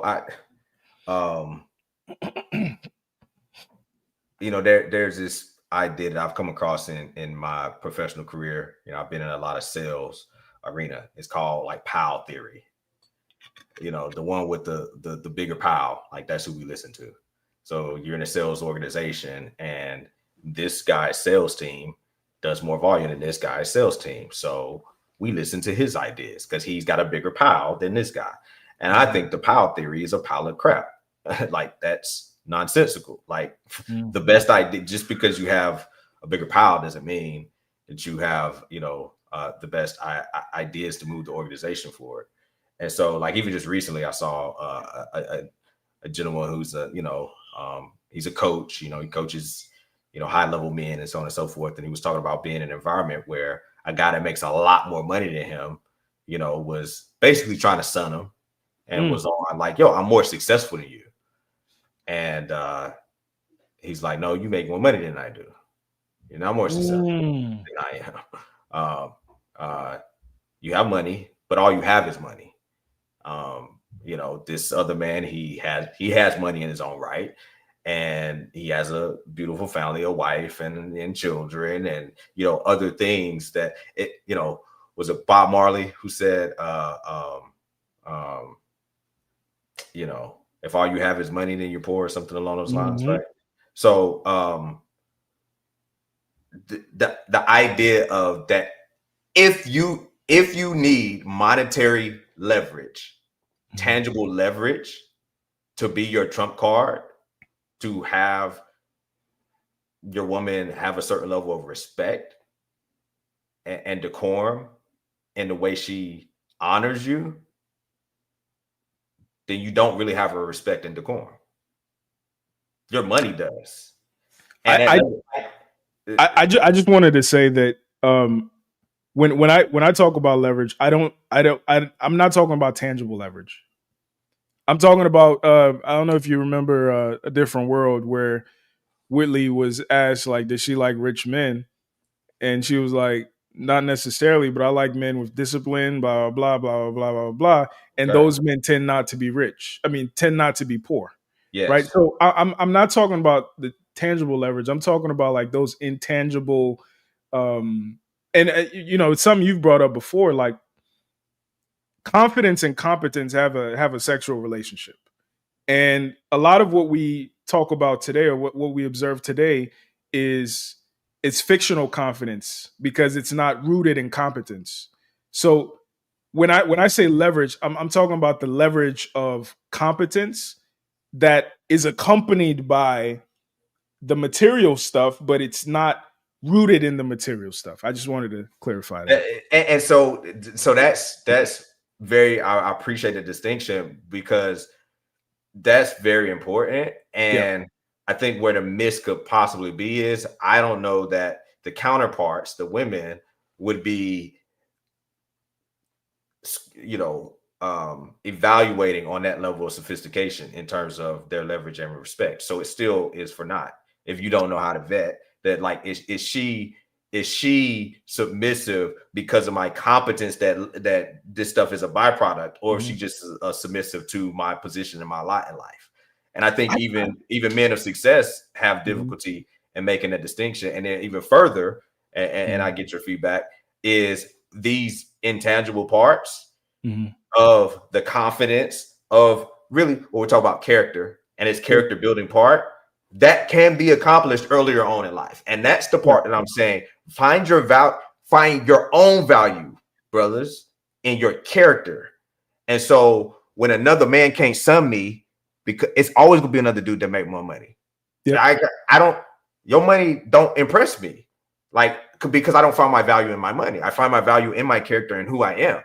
And so if I can get you to have that mindset earlier on, and you're going to actually have value in your character and who you are, if you do have the discipline.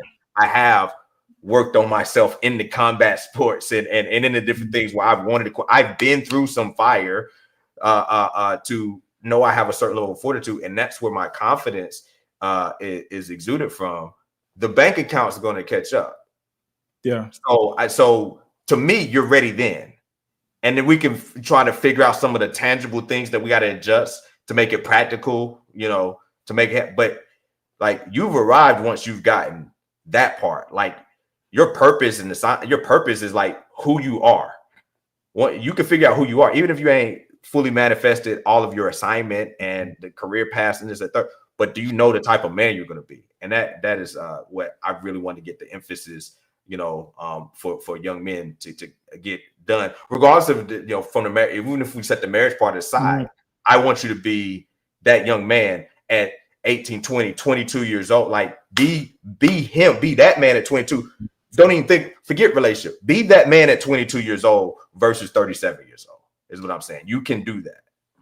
I agree. I agree with that part. I think an often kind of minimized aspect of the transition into masculinity that I think I'm coming to terms with at my age, but I think a part of you has to be unimpressed.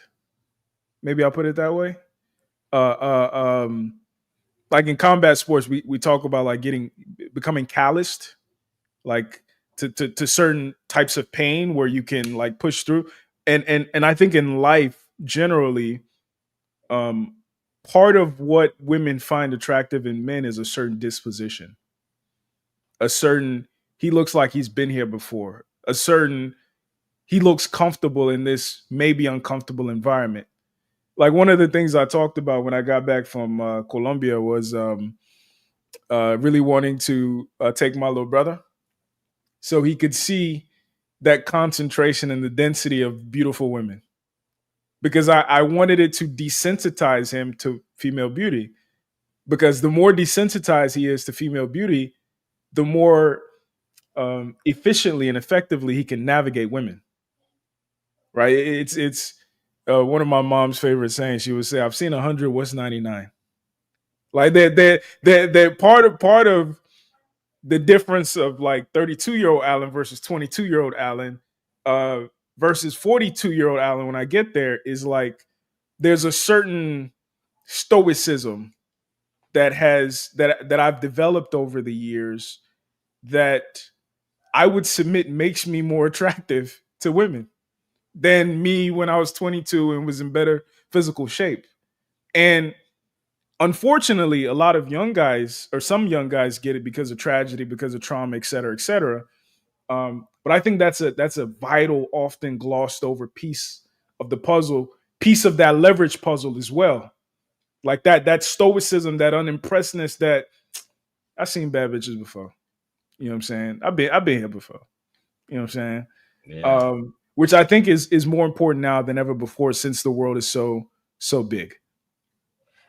Yeah, I love what we are here in the conversation, and we talk about increasing the testosterone. Like, right, how do we help that a younger generation of men? And so, particularly if we say, okay, let's just even set the relationships part of it aside, women's interests aside, and if we can come to terms and agreement that getting them to be that man on his purpose, on who he's becoming, to accelerate that in a reasonable time. I think we're at an unreasonable expectation of capacity right now. And if we can, make that more reasonable, then we can start to parse and pick apart. Okay, well, what are the things needed to have him to be that man?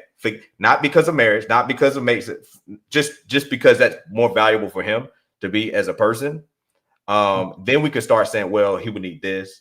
He would need to have these type of experiences, these type of exposures. He would need to have gone through this type of things. And then how do we, as the OGs, craft a curriculum, craft a rites of passage, craft a roadmap for them to be able to do that in a timely fashion. Sure. And then you can make your own decision if you completed that. At 22, at 24, if you completed that at whatever, you can make the decisions on how you want to operate in terms of, interacting and interfacing with women and marriage and so on and so forth. That would be a place that I would be fine with landing on. Like, how do we, equip those young men to be, desensitized to women's beauty, to have the character and the confidence that comes through competence, that, not impressed by another man's, pockets, like, how do we get them, to that level? All right. For sure. All right. So the next clip, another viral clip. And play it, and then you get your thoughts. Married? Yeah. You were married? I was married. I was a married woman. What? Yeah. How long were y'all married? Not long, probably 2 years. Okay. Yeah. Okay. Such a great guy, amazing guy. But we just didn't want the same things in life. Okay. He was okay with just love and, going to church and having a family, going to work and raising kids. And You I was feel like you I wanted want more. way more. Yeah, I get more. that. And I shouldn't feel bad for wanting more. Did you feel like you knew y'all weren't on the same page before you walked down the aisle? So why'd you do it? What was the reason? That's a lot of pressure. Okay. When a man proposes to a woman, that's a lot. And in front of people, I didn't want to let my community down. They thought this was beautiful. look, he's like, I gotta say yes. After that situation, I'm gonna tell you what you don't want to hear, because someone should have told me. Oh. And I'm not gonna put that responsibility on them. But if someone would have been like, hey girl, you're not even happy right now. He was happy. Yeah. Man. And that makes it harder. Yeah. Because you're like, you have someone that loves you. But at the end of the day, love is not enough. It's not enough. It's not enough, because love is a choice. Are you going to wake up and do the work every day? Yeah. You got married? Yeah. You were.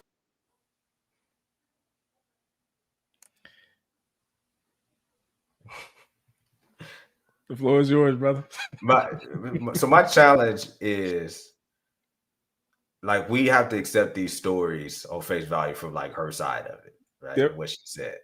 So I'm gonna ask you before I go in: do I approach this?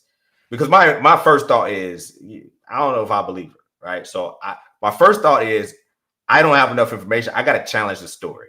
So you want me to go into that, or do you want me to just accept the narrative on face value? Like, how you want me to approach this? I mean, you start by challenging it, and then give it a benefit of doubt. Okay, got it. So in challenging it, this idea that, well, he didn't want anything more, and he was just happy with love. Like, how do we know that that's true? It's just far too often, we hear, it's another form of believe all women, right? We've seen the videos of women, oh, he did this, the Me Too movement, just to find out, like, no, he didn't. Like, you was cheating and you didn't want, your boyfriend to find out. And so you just said something. And years later, you told the truth. Like, so a woman, oh, he was abusive, and find out, we just saw that whole Sha'Carri situation. And I got video. You arrest him and he the man? Like, would there not being the cameras in the airport, right? What's the story she would have told, right? And so this idea that of whatever she's saying, and I wanted more, and he was just content with being happy. Like, I don't know if that's the case.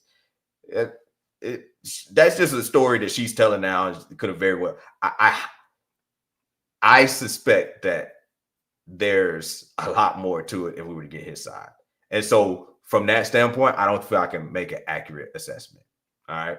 Now, with that said, if I am going to just do you want to chime in there? No, go ahead. Take it on face value. Okay. So now with that said, if I am going to take her on face value, and this is where it really changes. It's a big if, right? If I'm taking her on face value, I'm not mad at her not wanting that. I still would hold her at the responsibility of like, but you married this man though. No, and I did respect the fact that B. Simone asked her, and the father was like, but did you know this beforehand? And I'm calling cap on, well, there was a lot of pressure to get married. Nah, I'm calling cap on that. You know, you could accept the proposal and still, you know, not going through, you know, okay, the moment your family's around, I'm gonna say yes, and then we could talk after. I'm not accepting that you got married, you know, and you knew better after that. But what I do accept and think is valid is if a man doesn't have a desire for more, right? If you're not growing, you're dying. And so this is one of the areas where I think women are rightful in their complaint of bemoaning. And sometimes it's gets into these conversations where women are saying, you know, well, I don't want a man that's here. Well, if he's there right now, but he's not striving for more, and men are like, yo, it's never enough. Like, we cannot relate. It is never enough. Like, I'm supposed to always be growing into my last breath. Now, that doesn't mean I'm always moving at the same pace. It doesn't mean it's always materialistically driven. And oftentimes these women, I think, are their version of growth and wanting more is just materialistically, you know, driven, and a very, you know, vapid sense. But in terms of vision, I don't really understand or fault a woman for wanting to be with a man that has a vision to want to grow. Like, you know, the thumbnail you mentioned earlier, like a Jason Wilson, right? And he has grown, you know, what he's doing with the young men. And he talked about, you know, not having a place until getting a place, and then now expanding that place. And now, like, how to not be on mission, to not have some vision of wanting more, just to be content with going through the motions. I don't relate to that. And I don't think a woman is at fault for wanting to be with a man that has aspiration. And again, I have to emphasize, it is not lost on me that a lot of women hide behind, you know, saying, I just want ambition, meaning, no, I just want him to keep getting more money. I'm not co-signing that.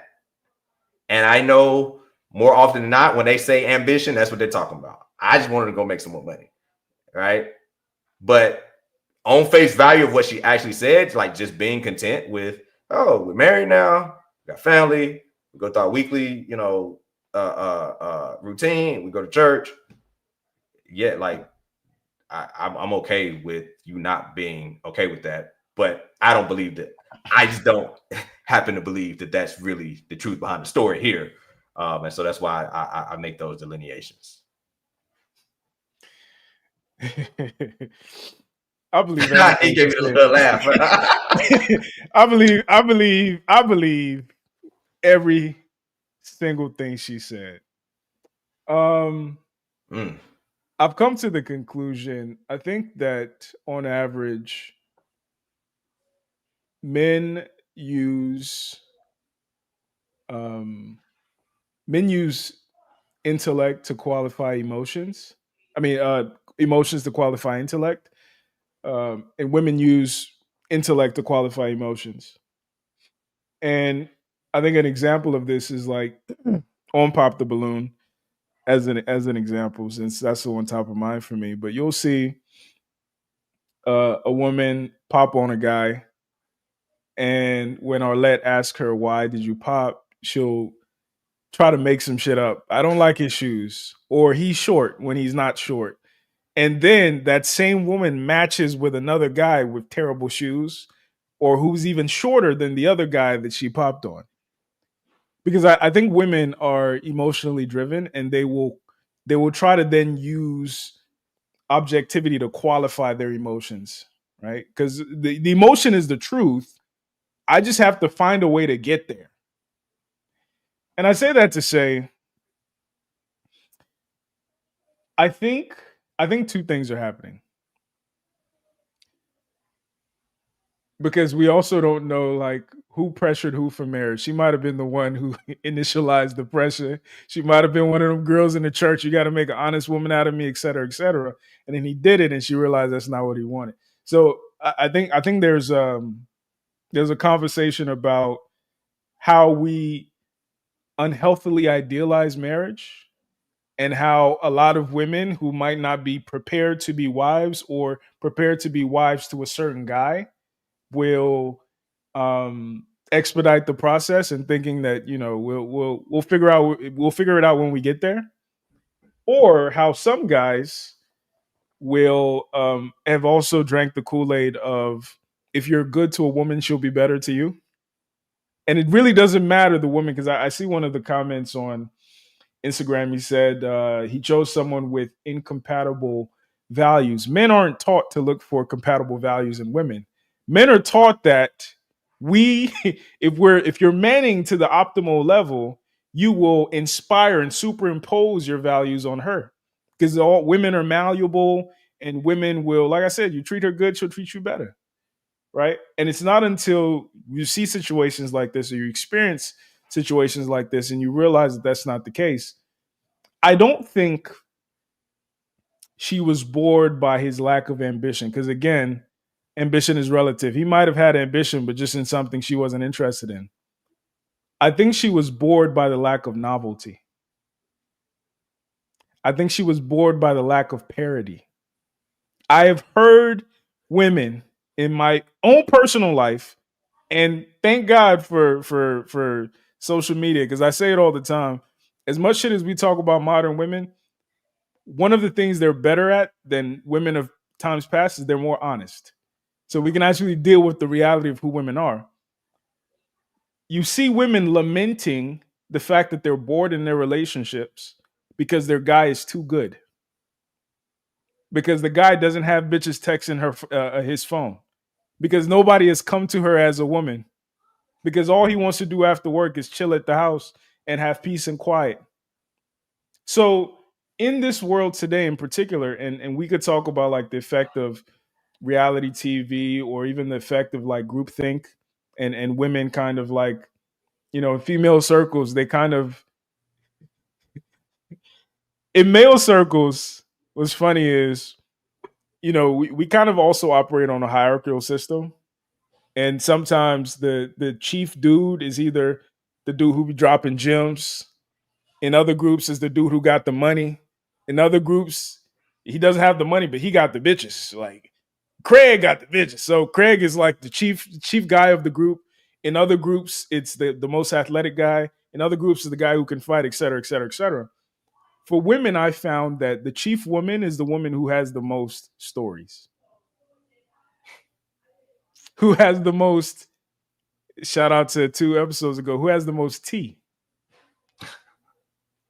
So we've created, especially in the Instagram era and the TikTok era, we've created a perverse incentive to crave and seek out dysfunction, because we believe it makes you more interesting. It's for the plot.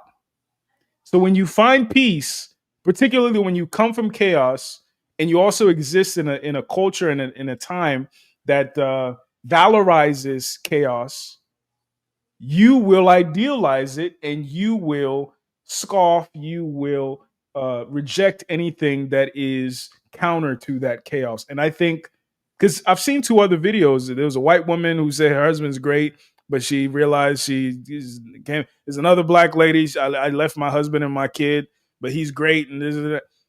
I think more of the complexity is the result of the way that we've deified women, the result of the feminist movement, and women should be set free and do what they want, and the result of women being more honest now than ever before, and idealizing and just praying at the altar of happiness, whatever that means, because they can't even define it. I think that's where you get this. So as men, that brother, God bless him. The best thing you can do is deconstruct your expectations of who women are. And I think that's the only way that you can even conceptualize what values to look for in a woman without thinking that they are there inherently, because they're not.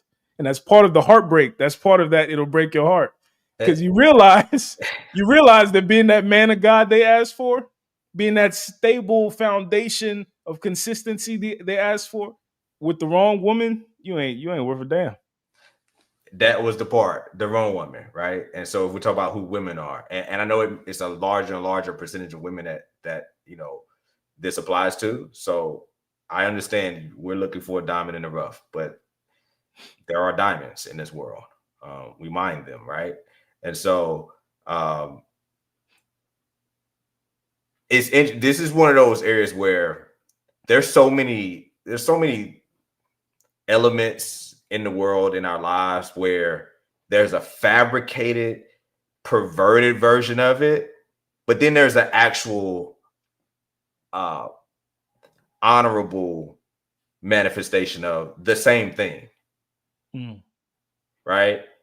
Like we can look at it in terms of pornography and self-pleasing versus the real thing. They both can give you a release, but one, they're not the same. You can try to VR headset, whatever you into, it ain't the real thing, right? One is operating in a way that is healthy and honorable and has other externalities of husband and wife coming together and what that does as a bond and in procreation. There's so much more juice to it than just the artificial perverted version of it. And so women wanting novelty, I think more often we see the perverted version of that in T drama. Matter of fact, I was when I was in Paris a couple months back. I saw a group of ladies. I guess it was on a ladies trip or something, and one of them had a jacket on, and it said she was at the check-in counter of my hotel, and her jacket said, "Bad decisions make good stories." She said, "Bad decisions make good stories." And I laughed and said, "Hey, y'all don't go out here making too your stories too good while you're here in Paris. Be safe out here, right? Bad decisions make good stories." And so this concept of what you're saying, like to seek stories, to seek novelty, that can manifest in a perverted fashion. But then there's also a version of that does add a richness to life, that does bring the magic back from women having this innocence of exploring, of wanting novelty, but doing it. And I think that it comes down to a trigger of, is this for self or is it more selfless? And I know even in selflessness, there's still a self part of it, right? The fulfillment you get out of it. But are you lit up by the novelty of throwing yourself into service, into, hey, we can do this drive in our local ministry, and I want to be a part of this, or I be involved in the things that the children are doing, and being involved in things in the community. My wife has, some aspirations of things she wants to do to make impacts, to some things that she's unpacked in her own journey that she discovers, from even as a girl, while she has like a passion and a heart towards some different, areas in our community, and she's passionate about it, and she wants, and there's a novelty there to, it's an exciting thing, to go into. And so that is rare, but I think that is also a fundamental novelty that does bring magic, right? That does bring richness, does bring flame to the frame, of the texture of a life that's fulfilling, that has But experience. that only happens, and I think to the core of this conversation, that only happens if she likes you. A woman who doesn't like you is incapable of conceptualizing your relationship as a service to you. Most of these women that we see in these videos, even in real life, um, the extent of their ability to conceptualize a relationship is what he does for me, what he does for my life, how he validates me, how he makes me look, et cetera, et cetera, et cetera. So, like, to your point, if the novelty in and of itself is not bad, I think that's part of the energy women use to make a house into a home, all that good stuff. I think what is bad is if you believe he's supposed to do all the things that create stability, and he's also supposed to lead on the novelty front as well. That's those are paradoxical expectations to have of a man. Because again, like if she was saying that she, she, just like you brought up, she initiated and he wasn't interested, that's valid. But she wants him to originate the novelty as well, which, number one, is antithetical to the type and caliber of men who find success in life, because they are myopic, they are laser tunnel vision. So, like, and I tell women this all the time, the most responsible men you're going to find are boring. And they're boring because they're responsible, and they're responsible because they're boring. So if you crave novelty, you're going to have to lead that charge, which means you're going to have to like him enough to conceptualize what I'm going to do to improve his life versus simply what is he going to do to improve mine. And that's a woman of value. So, like, even with my son's birthday, that we talked about earlier in the show, mom makes the magic of birthdays. In my household, mom makes the magic. It's the whole thing of everybody is going to get the dining room set up with their banner, with the balloons, with the gifts. I'm gonna say this a little quieter. My kids are still up. They shouldn't hear me in the office, but they ain't gonna watch the replay. They don't watch this, right? But I don't be knowing all 18 and up. 18 and up. I don't be knowing all their gifts, right? Like, right. They be opening up the stuff. It's like, who is this one from? Oh, that's from Nana and Pop. Hey, you paid for it though. Who's this one from? This from me and your dad. I'm like, okay, yeah, what we get them? Like,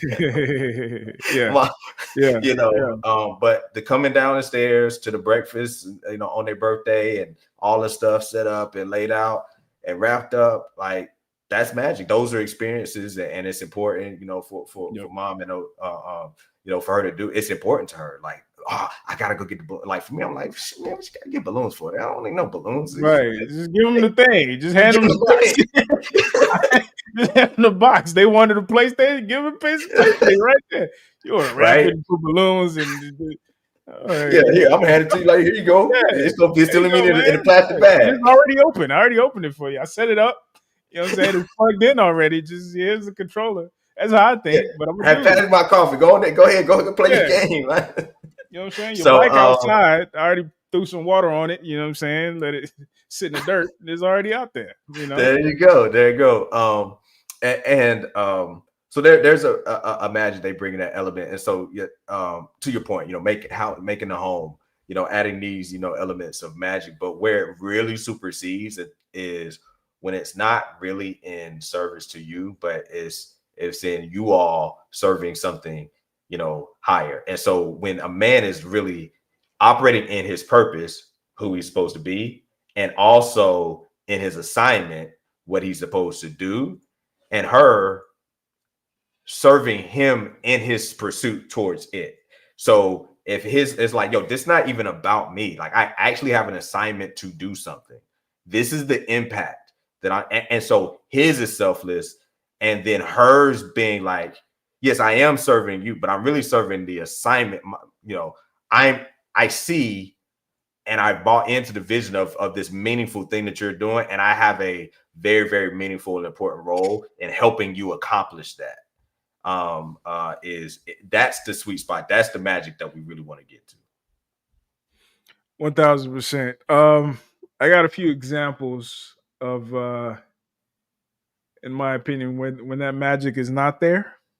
But we so you could have found more than a few. But we idealize those relationships nonetheless, or at least women do.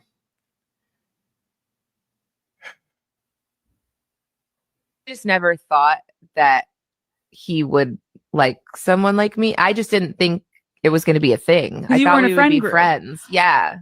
Did you ever have anything in high school at all, or it was legit just friends? No, just friends. Just friends. Yeah. I get what you're saying of like you never saw him as something, but I'm like, when you look back, is there any memory that you're like, maybe there was something or no? Never.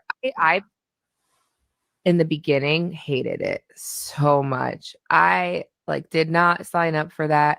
I also always thought like I didn't know that he was going to end up playing basketball. Like he said he wanted to be a high school basketball coach. Like I thought I was going to be like the girl out there getting it. So I didn't know. Like I just never thought that.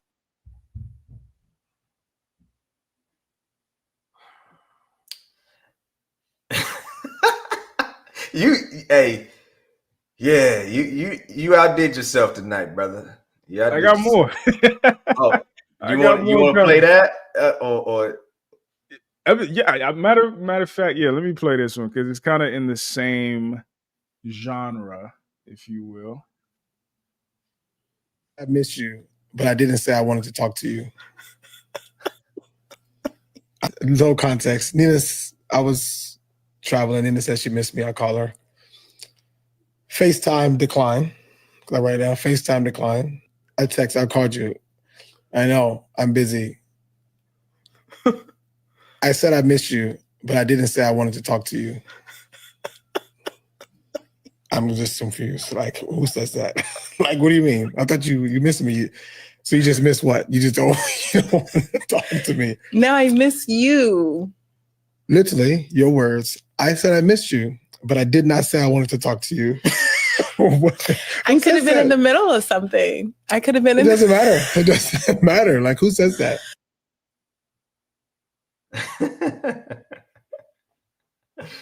All right, let me go back to Aisha, man. No, go ahead, brother. And I'm always cautious and hesitant to talk on another man's wife. Sure. I'll say this, man. We cannot relate. We cannot relate. And that's trouble. It's troubling to me for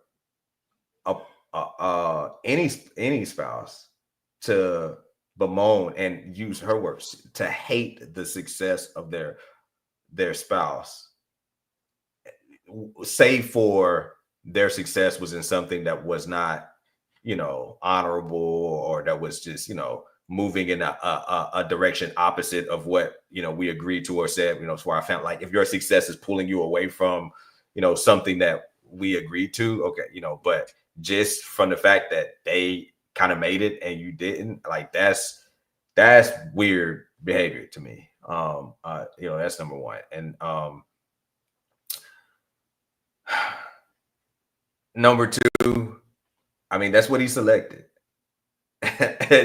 That's what he selected. That's what, he has stayed with. And I appreciate her honesty in saying that, as much as, that's super throwed. I appreciate that she has said that and put it out there for us to be able to have something to, a piece of content to learn from and understand from. And I would, if there was any kudos I would give, would be even if it seems like she may still harbor some level of resentment or envy still remaining, that it's him and not her.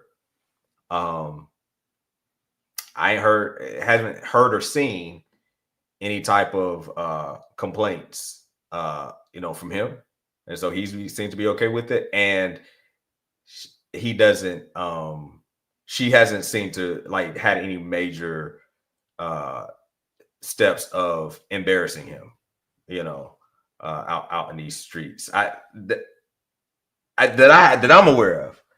You don't remember a few years ago where she was on another podcast talking about she misses being hit on by men? That was Aisha as well. Oh, that was Aisha. Yeah. And so I mean, from a standpoint of the bar is different, bro. Like the bar is different nowadays. I started off with we cannot relate. All right. So I'm talking from a bar of Hollywood celebrity standpoint. Sure. Jada Pinkett Red Table Talk. You know what I'm saying? Like that's a crazy standard, but yeah, sure. But yeah. That is the world we're living in, you know. So other than what she said here, that thing, and I will be maybe a little more graceful, I don't like what she said there, but trying to if I'm trying to get a most charitable view of like, okay, what do I think she meant? That realization, it's what we talk about in this manosphere space of like, I know you got Dr. James coming on Friday, and he talks about the slow realization of women figuring out as they age that wall. Like, no, you don't get what you used to get. That's a hard thing for them to kind of realize over time. I think she was just really kind of articulating that, her coming to terms with that. And if she did it in a sloppy manner, yeah, sure. And I also had to say her posing, naked for everybody to see, wasn't the best look, but Steph was under Aisha. I mean, she was. You remember? You don't remember that one? I don't remember that. Yeah, I thought she was Christian. I thought she was like super churchy and all that good stuff. Nah, man. So she was naked, but of course, she was like posing away where her sure. All that kind of stuff. All that but stuff, Steph was in the comments, and this is you'll see a consistent thing with me. I have a hard time having smoke for women when their man is like, bro, I'm looking at this, I'm like, yo, why would you put yourself out there? And you in the comments, I ain't really got too much smoke for you now. Yeah. I mean, for me, that's where it graduates from smoke to concern.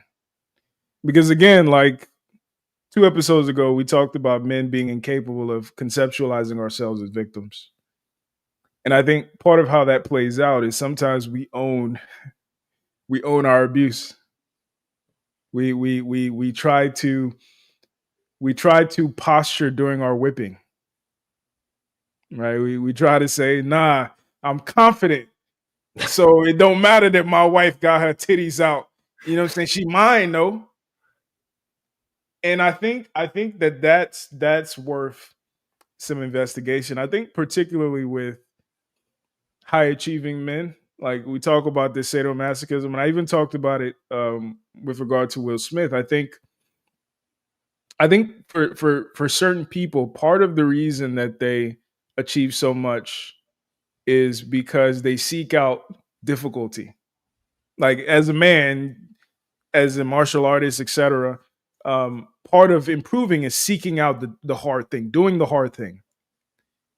Unfortunately, they don't draw a line when it comes to mate selection.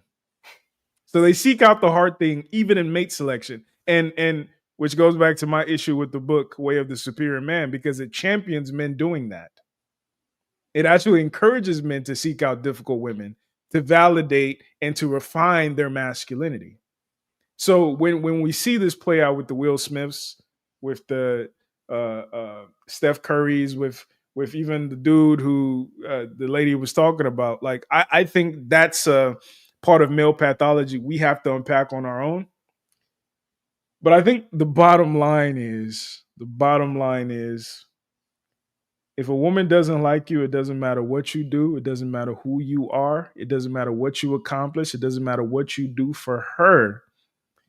Her ability to talk about you with any level of reverence is limited. Because she said, think about this for a second. I saw this in the comments.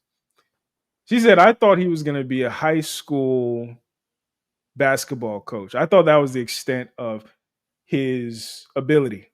which means number one, she didn't believe in him. Which means number two, she probably didn't know shit about him because his dad was Del Curry. His dad was in the league. So like your ability to conceptualize his future wasn't even magical.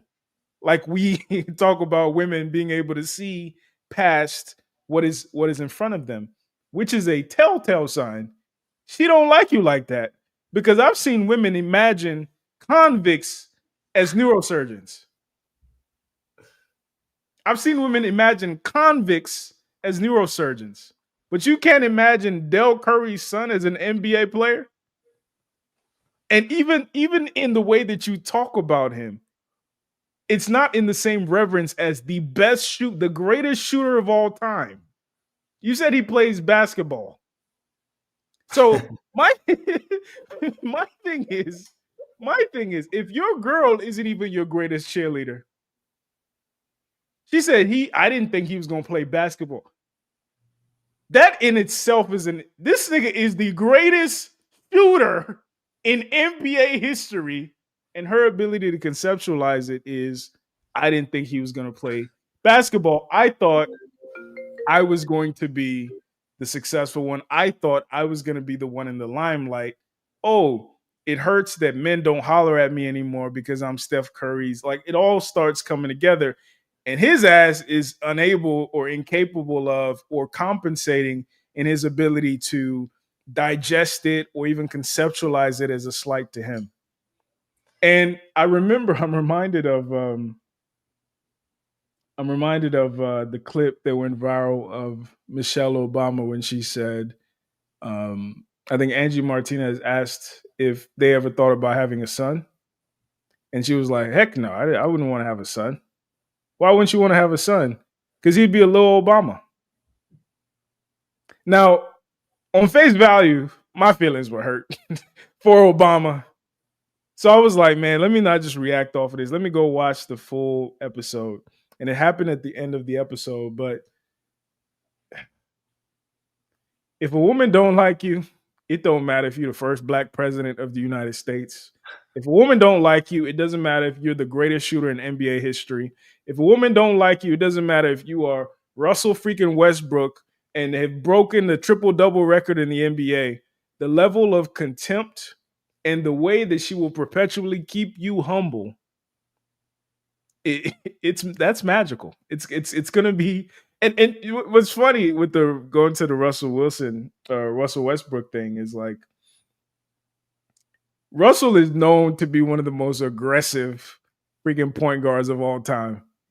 This nigga was talking like his manhood was between his legs, tucked between his legs when he was talking to her.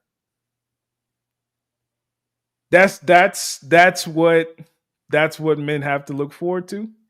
That's what men are aspiring to. That's what men want. You are Russell Westbrook, and she don't even want. She's not even excited to. I've accomplished not even a fraction of what these dudes have accomplished, but I've had better outcomes with certain women who I know for a fact are more excited about even spending some time with me, let alone me putting a ring on it and making them officially mine. But like, this is the norm, which is reason number 68 why men are not interested in marriage anymore. Listen, on your point with Aisha of how she said, I didn't think he was going to be a basketball player. It's not even just what she said. It's the tone in which she said it that alludes to my suspicion that she's not even talking about her words were speaking about like this was a past thing. Mm-hmm. But I have a sneaky suspicion that this is still a current thing that she bemoans. Because it would be one thing if she said it with an energy of like, I mean, I never thought that he was going to be a basketball player. Right. I never, like, it's so amazing that he just, like wow, my wildest dream. I never would have thought that he would become the superstar, legendary person that he is. It was a very matter of fact, like I never thought. Yeah, like he was just step in the friend group. Yeah, and I'm still kind of even, and I'm still low. Steven, like, I'm still mad that like. And even the interviewer gave her an opportunity. Like, even looking back, she could have been like, yeah, looking back, it's amazing. Like where he was and who he's become. Nope. Right. And that's the part that is like really weird. And to your point about like, yo, if she like you, like not having the magic to see you in something else. I mean, on the other end, man, it's a level of pressure with my wife, man. She's so amazing. She believed I could go beast up, like not at this point at 42, but she was like, I think if you wanted to, you could, if you would have devoted your life to, you could have. I'm like, man, I could have shot all of the threes. I would never go beat him. You could have. Yes, you could. If your girl ain't delusional about you, she don't like you, my boy. If your girl ain't delusional about you, she don't like you. And you know when this really hit home for me. I was part of this it was like a podcast / show back in the day in Charlotte. It's called the Situationship Circle. And there were two people that we later found out were a couple. They got married, they had kids and the whole nine. One dude, the dude, I'm sorry, he was one of those opinionated guys, but like his opinions weren't well crafted. But he was like brash and ostentatious. Like he would say good stuff from time to time, but it wasn't like his delivery, his perspectives weren't really refined, nothing to write home about. The girl, she's probably like 6'2", she's tall. She graduated from Princeton. When this dude would say some dumb shit, she would chime in and like defend his dumb shit with some validation of the point he was trying to make, or like, something to like bolster and to refine and reinforce his point. And I realized in that the nigga didn't go to Princeton. I realized in that moment, yo, man, if she like you, because I've been in situations where I'm the only person in the room who's right. Like objectively speaking. And the woman that I was with would side with the wrong majority. Right? So when you juxtapose those two things, like, and I think the reason why this conversation is so important is because I had to learn that the hard way. I wasn't given any kind of context or concept of how to even like consider, she was attracted to me, sure. She liked aspects of me, sure. She identified me as a viable candidate, sure. But like, does she like me? Is she delusional about me? The answer is no.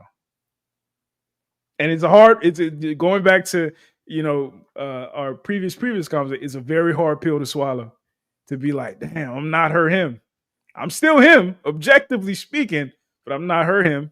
And I thought that me being him objectively would allow me to be her him regardless. But if this lady who went to Princeton can think this regular ass nigga is her him, and she's arguing with us, and then this situation, it's not science, unfortunately, it's art. So at the root of it, though, I think there has to be a certain level of delusion that the young men had to have about themselves. So this is still coming back to like the self responsibility, accountability thing, that like, what do I want to impart once to the young men? And it goes with the theme of a lot of what we've said throughout this episode is, if he can become unimpressed, if he can become normalized to women's beauty, if he can have a certain level of character that's forged through having done hard things and courageous and competent and so on and so forth, he will start to have a certain delusion about himself to where if he's around a woman or has a woman in his life that's not delusional about him, it just don't want to compute. It's like, nope.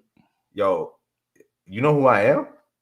Like that can't even be around me, you know. And so this dude said, if you ever have to introduce yourself to your wife, she's not your wife. If you ever have to say, do you know who I am? You've already lost, my boy. You already lost, my guy. Yes. And it's such a hard pill. I've had to swallow that. If you ever get to a point where you have to remind her who the fuck you've lost. Yeah. And it's another thing when your wife or your woman is reminding in weak moments and down seasons and challenges where she reminded you of who you are. That's the magic, bro. Yep. That's the magic. She reminded you of who you are. And so, yeah, man, because I mean, certainly in different aspects and elements, I was like delusional to like as an athlete, I was delusional to failure. Like I didn't think like it's like consciously like if I really step back analytically, I know like no, there was other dudes that were better wrestlers than me. But like when I was in it, like I was delusional. Nobody was better than me. And having that type of delusion about yourself, it wouldn't even be possible for me to have a woman or girlfriend or somebody I was with. You don't see me that way. Like I'm gonna be. Yeah. And then it's almost not even offended because I was so delusional that I'm not offended. I just think you're stupid. I feel sorry for you. I feel sorry for you. Like I think your capacity, like your mental capacity is off. If you're not, it almost sounds like narcissistic to a point. I think there are two paths to that, though. I think some guys are going to arrive there based on their own delusion, but I think like other guys, and I think this is the group I'd fall into. I had to experience a woman being delusional about me. I had to experience like when you know certain people say guys have never had a woman who actually liked them. Like you don't know what it's like to for a woman to like you and be delusional about you. Until you do, man, you'll accept any kind of nonsense. But once you do, and I've been privileged enough to have experienced women who are objectively made more money than me, women who are objectively more organized, further in life, have dated niggas better than me, whatever the case may be, thought I was the moon and the stars. You want to tell me, ma'am, which goes back to the desensitization, which goes back to the stoicism, which goes back to a lot of the experience that gives you the leverage to have a spine and a backbone that unfortunately even the likes of Russell Westbrook and Steph Curry lose with their average ass wife. Their wives are average. That's the part that breaks my heart. Their wives ain't even baddies for real to be acting like that. I would understand if they were like, if it was like one of Shannon Sharp's girls talking all crazy. I'd understand that's the dynamic. But like, ma'am, you're Steph Curry's wife. And this is my issue. Kevin Samuels said it years ago. Yeah, this is my issue with Michelle Obama. She still thinks she's better than him. Michelle, you are Barack Obama, the first black president of the United States wife. That's who you are. You could talk about you going to Harvard and all you've accomplished, but at the end of the day, nothing you've accomplished is more impressive, is more historically significant than being chosen by Obama's Barack wife. Hussein Obama. And not just because he's a man, but because of the magnitude of man that he is. But you are unwilling or incapable to even see that and appreciate that. That's and again, going back to the why don't men want to get married, these realities that we're being confronted with are demoralizing. If I'm a 14-year-old boy and I see that, and even Barack doesn't have his woman in line, and I know, well, I can just get pussy, and that seems like a better proposition than dealing with that level of contempt, despite whatever I sacrifice to become who I'm meant to become. See, and that's just bad math. I understand it, I'm just pointing out the flaw as we do the math equation. To look at that and then not look at the equally opposite end of the spectrum of the woman who believes in the prisoner that he or the woman with the Princeton graduate, you know, right. So, you know, like this idea that, oh, this is the payoff for becoming the president of the United States. That's a false, that's not sound logic. No, I would go the step of saying, I think that we have been taught to believe that us becoming would kill two birds with one stone. Right. So like once I become a man of God, once I become disciplined, once I'm financially stable, like she'll submit or she will be enthusiastic about me, et cetera, et cetera, et cetera. The reality is those things are important. But as far as that aspect of your life, navigating women, what's more important is your ability to navigate women, independent of your looks, of your success, of your height, and all the things that they say they want. If you don't understand how to navigate women at the nuanced level, I know handsome, objective, chiseled jawline dudes who get no hoes. I know dudes with money who get no hoes. I know tall dudes who get no hoes. I know whatever. I found out the other day. I was listening to this interview of Jason Love. I don't know if you know who that is. He's a porn star. Okay. He found out one of his kids wasn't his. So again, I could go down the list of every single attribute, physical or otherwise, that women idealize in men, and I can show you an example of a dude who's been done dirty. So there's a flame that's been missing in this conversation, as men have fixated on simply, I'm gonna get my money up, or I'm a looks max now is what the kids are talking about, or I'm gonna get Riz or farm. There we go. But the unfortunate reality is, if we're not having the conversation about how to number one, how to dismantle this propaganda that a woman being difficult is a good thing, and a woman giving you a hard time and projecting her standards on you is a good thing, and get to the actual conversation of, okay, how can I tell that this woman likes men, number one, and then likes me? What are the telltale signs of that? She's got to be delusional. You know, she's got to be accommodating. She's got to compromise some of her rules, et cetera, et cetera, et cetera. I think we have to start having that conversation to really help men out. Yeah, no doubt. I'll kind of list some parting thoughts on this. When we talk about, you know, not just having these tangible aspects, because you can have men that have all of the checklists of the different things.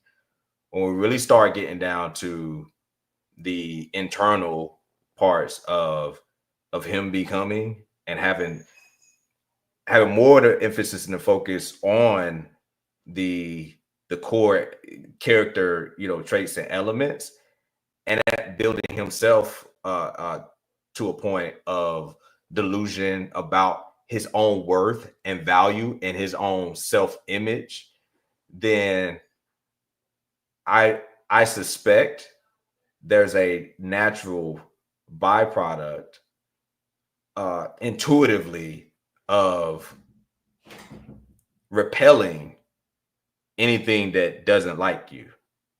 Like, if she don't like me, but I have a certain level of self-image that is produced as a result of not just viewing all those things as check marks. Okay, I got the looks max. I got because you can have the look max. You can have the career. You can have the discipline. You can have the diligence. You can have these different things as a checkbox, but you're still seeking validation. Like, now am I enough?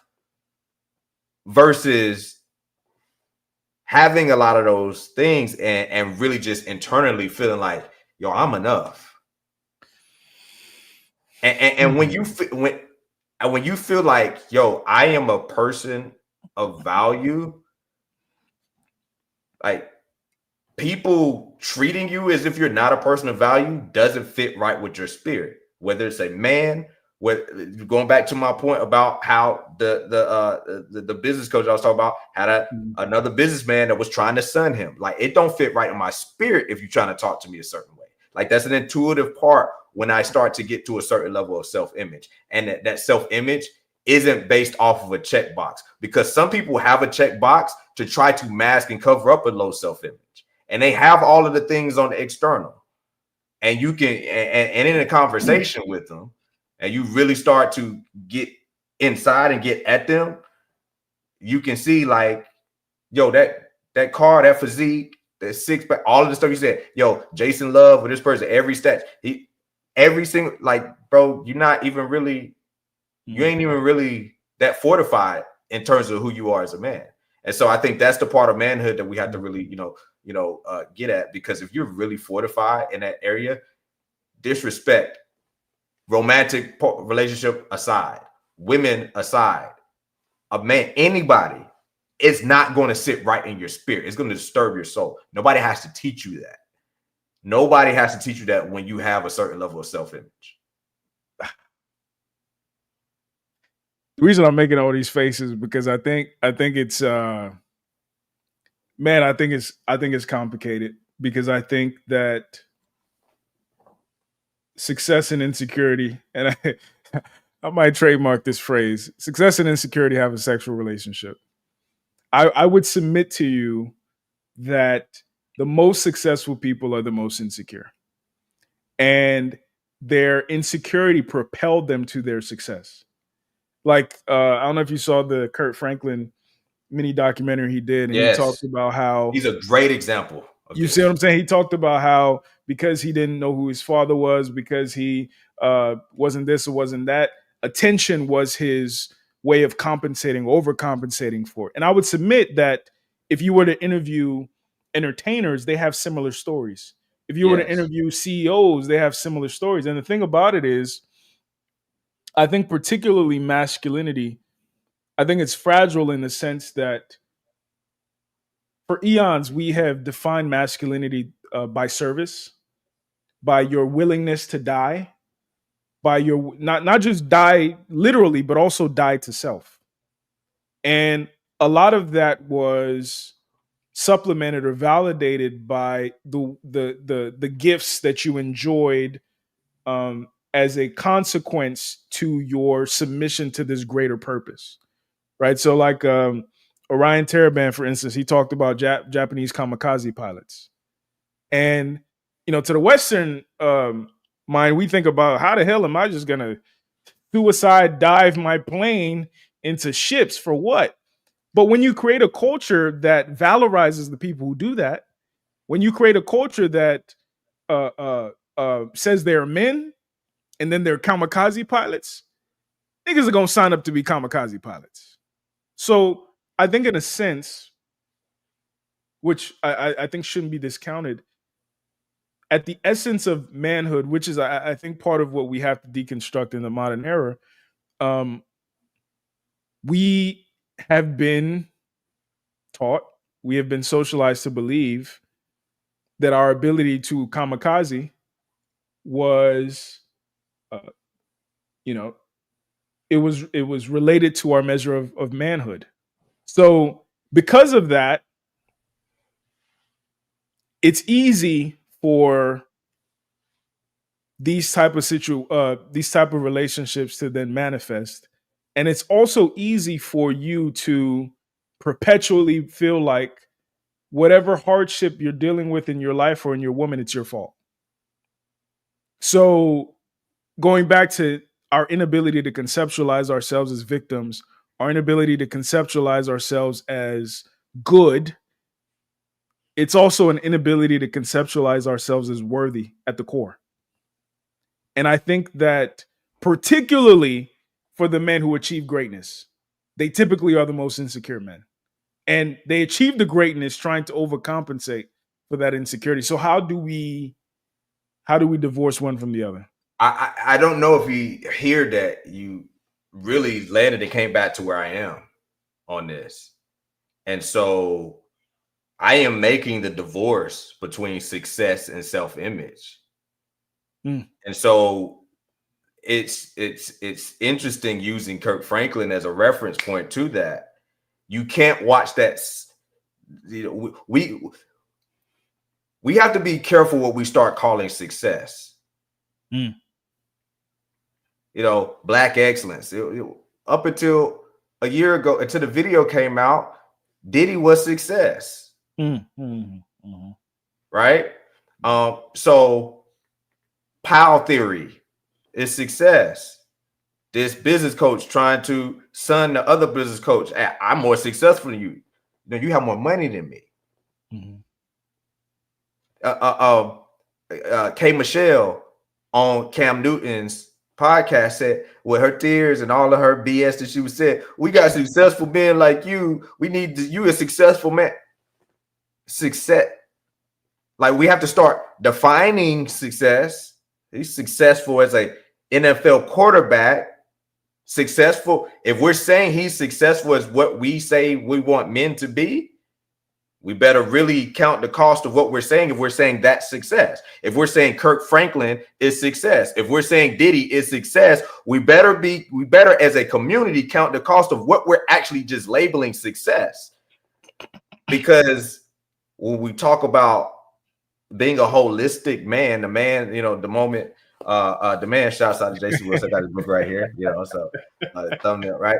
If we start reevaluating success, and I keep coming back to self-image, there's no way you could have watched that Kirk Franklin documentary and came away with, this is a man with a strong self-image.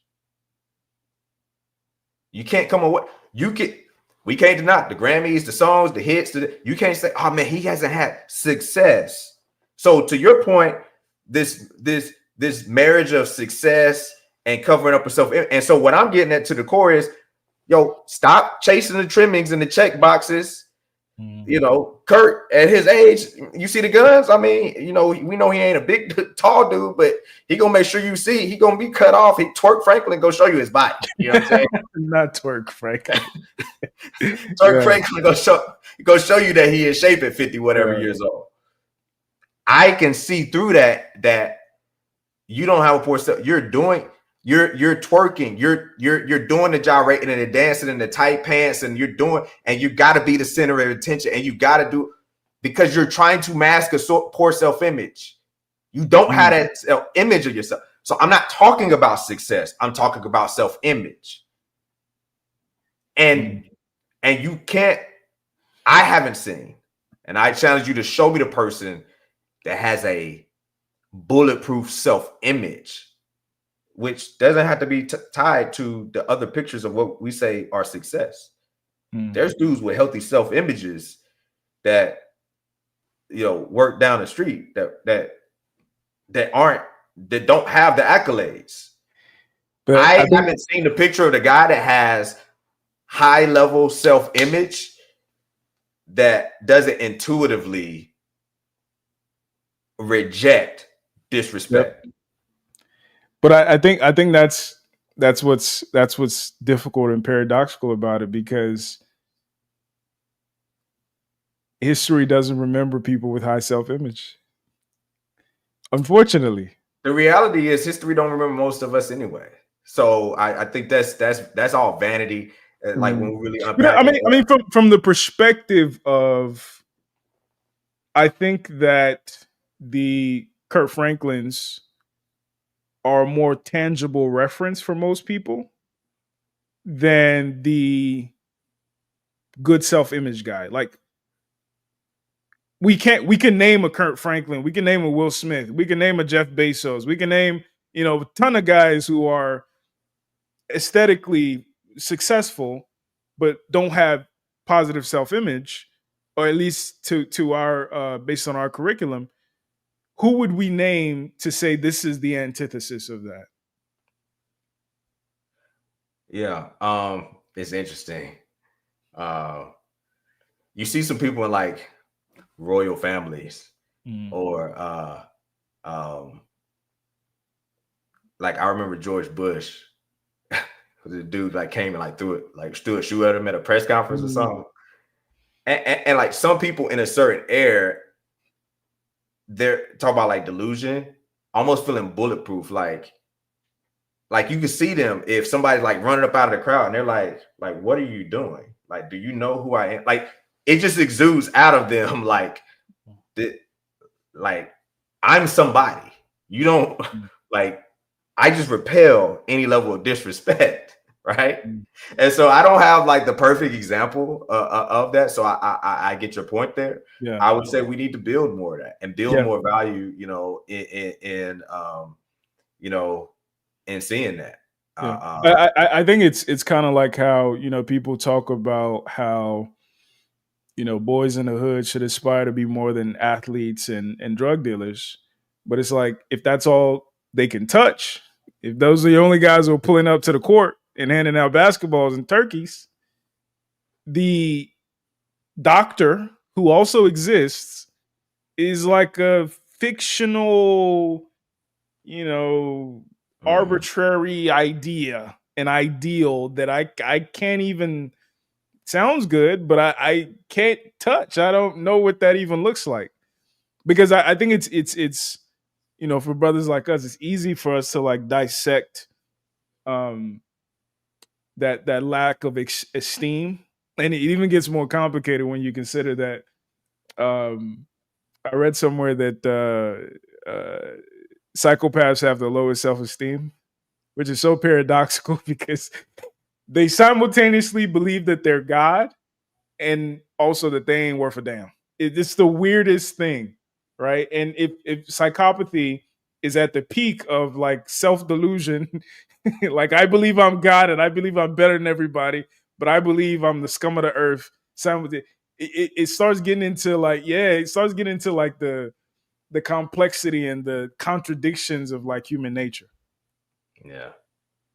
That's another episode. Let me play these last two clips, man, and we'll get up out of here, man.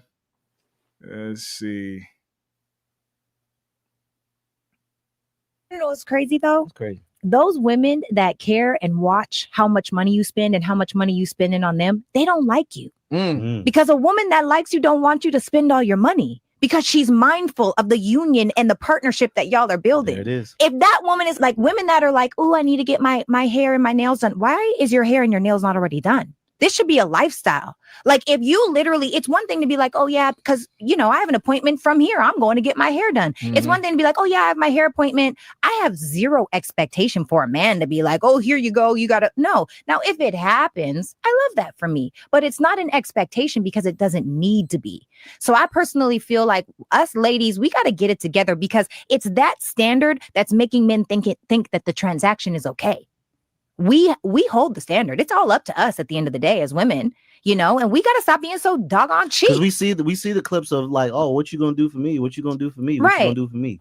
And then women will be like, well, I took my time to get ready. That man has time too. He took time out of his day to make sure that he prepared something. Hopefully he put some effort in. It's not just going to a thing. But this is another thing too, for the ladies that are listening. We got to be mindful that men with money, or real men with money, a lot of the times what they're doing is just what they do. You are not special. So someone may think, oh my God, he flew me on a jet, or oh my God, he flew me first class, or oh my God, we went to this 5-star restaurant. Baby, that's what he does. You are not special. You want to know what's crazy though? That's crazy. Those women.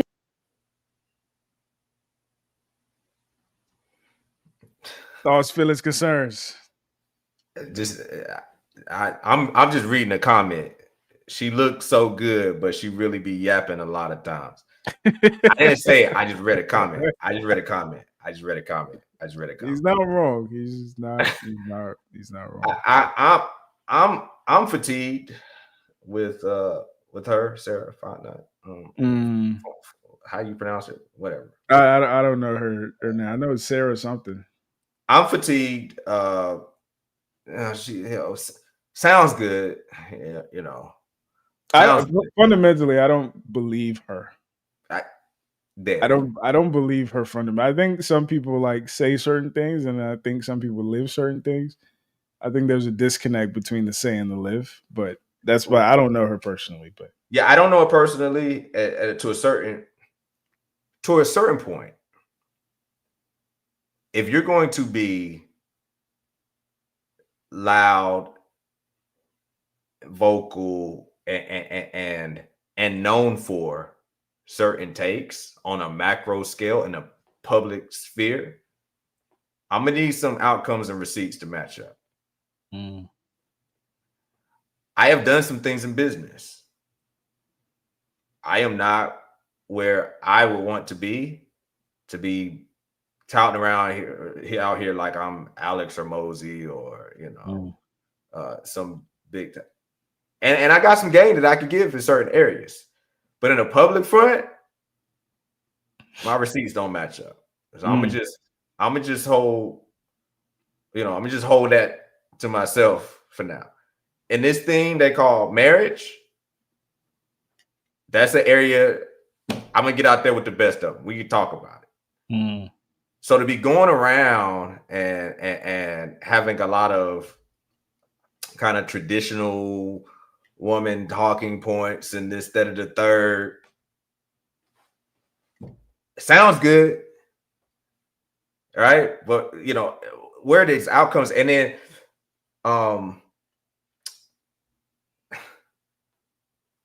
when you look at covert feminism, covert pseudo traditional women that wear some of the traditional values as like a caricature.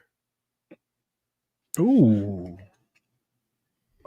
man, that's an episode. I'm gonna add that to the notes. That's an episode. But keep going, brother. Right, but when you start really unpacking some of the conversations, like a man can't lead her because he makes 70,000. Like if I really start to unpack that, like over here, you're saying a lot of stuff that sounds like it's a traditional, like I follow a man, submit and all that kind of stuff. It ain't about the money, but it is about the money. Well, no, it's not about the money. It's about the leadership, but you're connecting the leadership to the money, because what if it was a man of money and means, and he's like, yo, like I'm really about philanthropy. Like, so I got millions of dollars, but I don't live like I have millions of dollars. I live like I got 70,000 because we about to be in these mission fields. We about to go build orphanages over in the motherland. Like I got millions, baby. Like so, you signing up on that program? You sign? He leading. He got money and he's leading. Nah, it's about a certain lifestyle. So aesthetic. It's about a certain aesthetic. It's about a certain lifestyle. Yeah. And I ain't buying it if you're selling it cheap. That is anything but that. All right. And so I'm just a little, fatigued by, all of the talking points to what she said there. Okay, yeah, sounds good, but I kind of just I don't believe.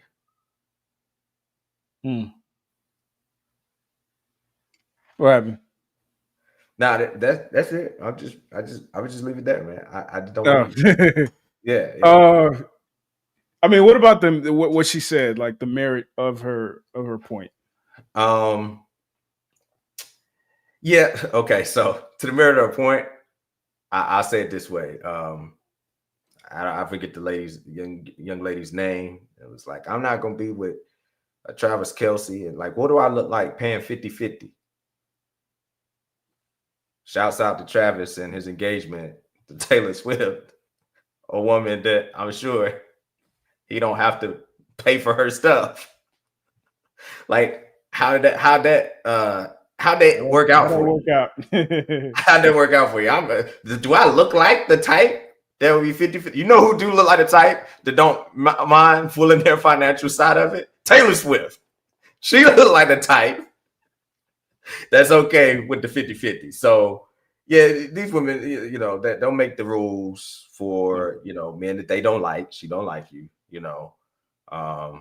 and to the video that you played earlier, I think it goes along with that. Like, you have to send her the money for her nails and for her hair, and I had to spend my time to get it. You got to do that, but the NBA player ain't had to do that. He had to walk through the lobby. He had to walk through the lobby after taking an L on the second night of a back-to-back and just you know one of my I'm sorry, go ahead. Nah, and just walk through. I was gonna say one of my boys who has a little bit of money, he told me, he said I spent more money on women when I was broke. Because now they just want to be around it. He said now they just want to be around it. Now when I pull up to the club with, you know, my Lambo that I rented and our Bentley Bentayga that we rented, and we hired a lifestyle photographer because that's a thing people do in 2025 now. And we just pull up to the front of the club and we get that VIP section. They come to us. And I think, you know, that's going back to it'll break your heart. When men start realizing that we've been hustling backwards, especially as it relates to mating and dating, and we've been overextending ourselves, and that if she likes you or if she doesn't like you, she'll make rules, and if she likes you, she'll break rules. When you come to that realization, and it's one of those things, like I can sit here and explain it, you know, James can sit here and explain it, but until you experience it, it's life changing. And some things can't be taught; they got to be caught. Something, man, they got to be caught. And once you experience it, man, it's impossible to go back to that existence of. Yeah, I remember, to take it a step deeper, I remember somebody said that, you know, success or even masculinity is the process of trying to validate your existence. And I think that's a deep, tragic part of the human condition. Like a lot of us, and I think in this case, particularly men, do not feel like we have the right to exist. So we have to validate it by our labor, by our effort, by our ability or willingness or enthusiasm about suffering. And it plays out in different aspects of our lives, some of which are good, but it also plays out in our relationships. And that's a part that I wish it was like an easy thing to unlearn, but like for the vast majority of men, it's going to be something that has to be done intentionally. Let me play this last clip real quick, and then we will get up out of here. Y'all don't understand is the woman you're dealing with doesn't really like you that much. Because when someone likes you, they don't treat you like that. Because a woman who really likes you gonna do everything that you like and nothing that you don't. The woman who don't want you to leave her is looking for solutions. The woman who only kind of like you, she always trying to find a problem. Your girlfriend treats you like a stepchild. When someone likes you and you tell them to stop doing something, they stop. When someone likes you and you tell them you like a certain thing, you don't have to ask them repetitively to do it. Only someone who doesn't really like you is going to give you problems because she don't really like you. Because you wanted that bad in the middle of the club that was running from you instead of that funny looking broad in the corner that was loving on you. You don't even need to have game, and you could have your woman totally in pocket when you like who likes you and you choose the one that was choosing you. Who raised you? Who gave you this? Final thoughts, brother. It took this entire time for me to get the succinct words to illuminate a lot of what I've been trying to articulate, certainly here over the second half of this episode, but it goes so perfectly with the title. She don't like you, bro. For a lot of the fellas, my message to you, and one that I hope that you address, sit in, and change, is you don't like you, bro. You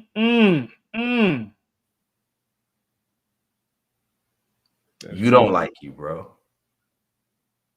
As I was, it came to me as I was watching that last clip, and everything I was trying to articulate is like, yo, you like, if you're delusional about yourself, if you have a self-image, you have a value, you will not allow. If you like you, You watch the Kirk Franklin thing, and when he's doing all of the shenanigans and the stuff, that it's because he don't like himself. When you're trying to seek validation, it's because you don't like yourself. When you think your only value is because of your utility, all of the stuff that you're talking about is because you don't like yourself. So how can you really expect for her to like you, bro, when you don't like you, bro? And I'm not saying that for you to stay there. I'm saying that to speak to you that there is something valuable in you, and you should like you, but you got to do the work to like you. If you don't like who you are, you can't change the person you with to change the person you with. Do that work. And that work is not in chasing something external. It's in becoming who you're becoming. Because the external it's always gonna be some more money to get. It's always gonna be some more abs to have. It's always gonna be some more discipline that you can show. Right? You're gonna have to find a certain level of getting to a place of liking you. And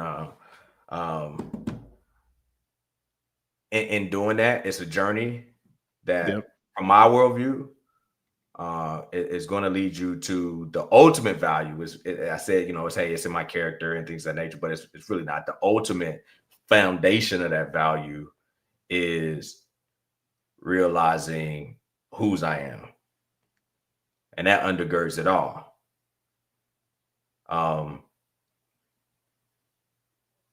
When you start seeing people as image bearers of the creator, and you start feeling a certain way, like, I don't have a right to undermine a certain level of human value and dignity that a person has. It's not my creation. I don't have a right to do that. I don't have the right to judge another man's servant on a certain level, right? Judge actions, yes, right? But like to a point of not seeing their value as a human, as an image bearer, I don't have a right to do that. And if I submit myself at a certain point to be a servant, I am no longer my own, but I'm a servant to something higher than myself, then I don't have the right to demean myself. I don't have a right to treat myself bad. I don't have that right because I'm not my own. I'm somebody else's servant. And that's where my ultimate fundamental baseline value comes from, is whose I am. I have submitted my life over to someone and something higher than myself. The causation of existence of the universe. And so who am I to mistreat his kid? Who am I to do that? If somebody mistreated my kids, as the father, I got a problem with them. If my kids mistreat themselves, I be joking with my daughter. She's a track. I'm like, I done invested a lot in your track. In the personal trainers and the physical therapy. She started doing so. I'm like, don't you hurt my legs? Like she swears she wants some roller skates to go out here skating on concrete. I want roller skate. You're not getting no roller skate. You're not hurting my legs. They're my legs. They made your legs. So to my father, it's like, I don't have a right to self-abuse his servant. I'm not even my own. I'm not even my own. I don't have a right to. That's where my value is. So yeah, do you even like you, bro? Yeah, man. I would just like reiterate what you said. Like, do you even like you? And I think, because like one of the notes we'll get to in, the next episode is, do you even like her? Right? Because I think a lot of times we frame male-female dynamics based on the woman's satisfaction and the woman's benefits, etc. And a lot of men don't conceptualize whether or not they even like her. Like oftentimes, men talk about how, women like men for what they do for the guy or the woman. Like he has money or whatever. But similarly, men like women for the same reason. Like, she makes you look good because she's beautiful. She gives you good sex. She validates you, et cetera, et cetera. And because of that, we often don't consider, to your point, number one, do we like ourselves? And number two, do we even like her? And I think a lot of these dynamics that we see and we use as examples of this intergender dysfunction, I think it's a consequence of those two questions going unanswered. So hopefully this dialogue was some fodder for that internal flame that we encourage everybody to have. I'm having with myself. I'll probably think about it some more after this conversation, but but I think it's going to move us closer to some kind of like equitable, not necessarily resolution, but like version of masculinity that serves men, and a version of femininity that serves women, and hopefully we can end up serving each other. But as always, brother, I appreciate you. I appreciate your contribution, your wisdom, your time, your energy, your effort. Thank you so much. Any last final words? And listen, it always takes to the end of the episode to bring together. I don't know how you orchestrated that way, but man, great conversation. Great content selections for tonight, and once again, man, great breakthroughs for y'all that are tuning in. Make sure you share this, comment, once the like and comment if you haven't done so already, and bring people back in. I look forward to that conversation you're having on Friday, so y'all make sure you tune in for that one as well. Oh yeah, definitely tune in Friday. I got Mr. Jeff St. James. If you guys don't recognize him, he's in the thumbnail of Friday's live stream. He's been going viral recently. But yeah, definitely tune in for that. That's going to be good. There it is. Appreciate you, brother. Appreciate you, man. You guys have a good night, and I'll see you guys Friday.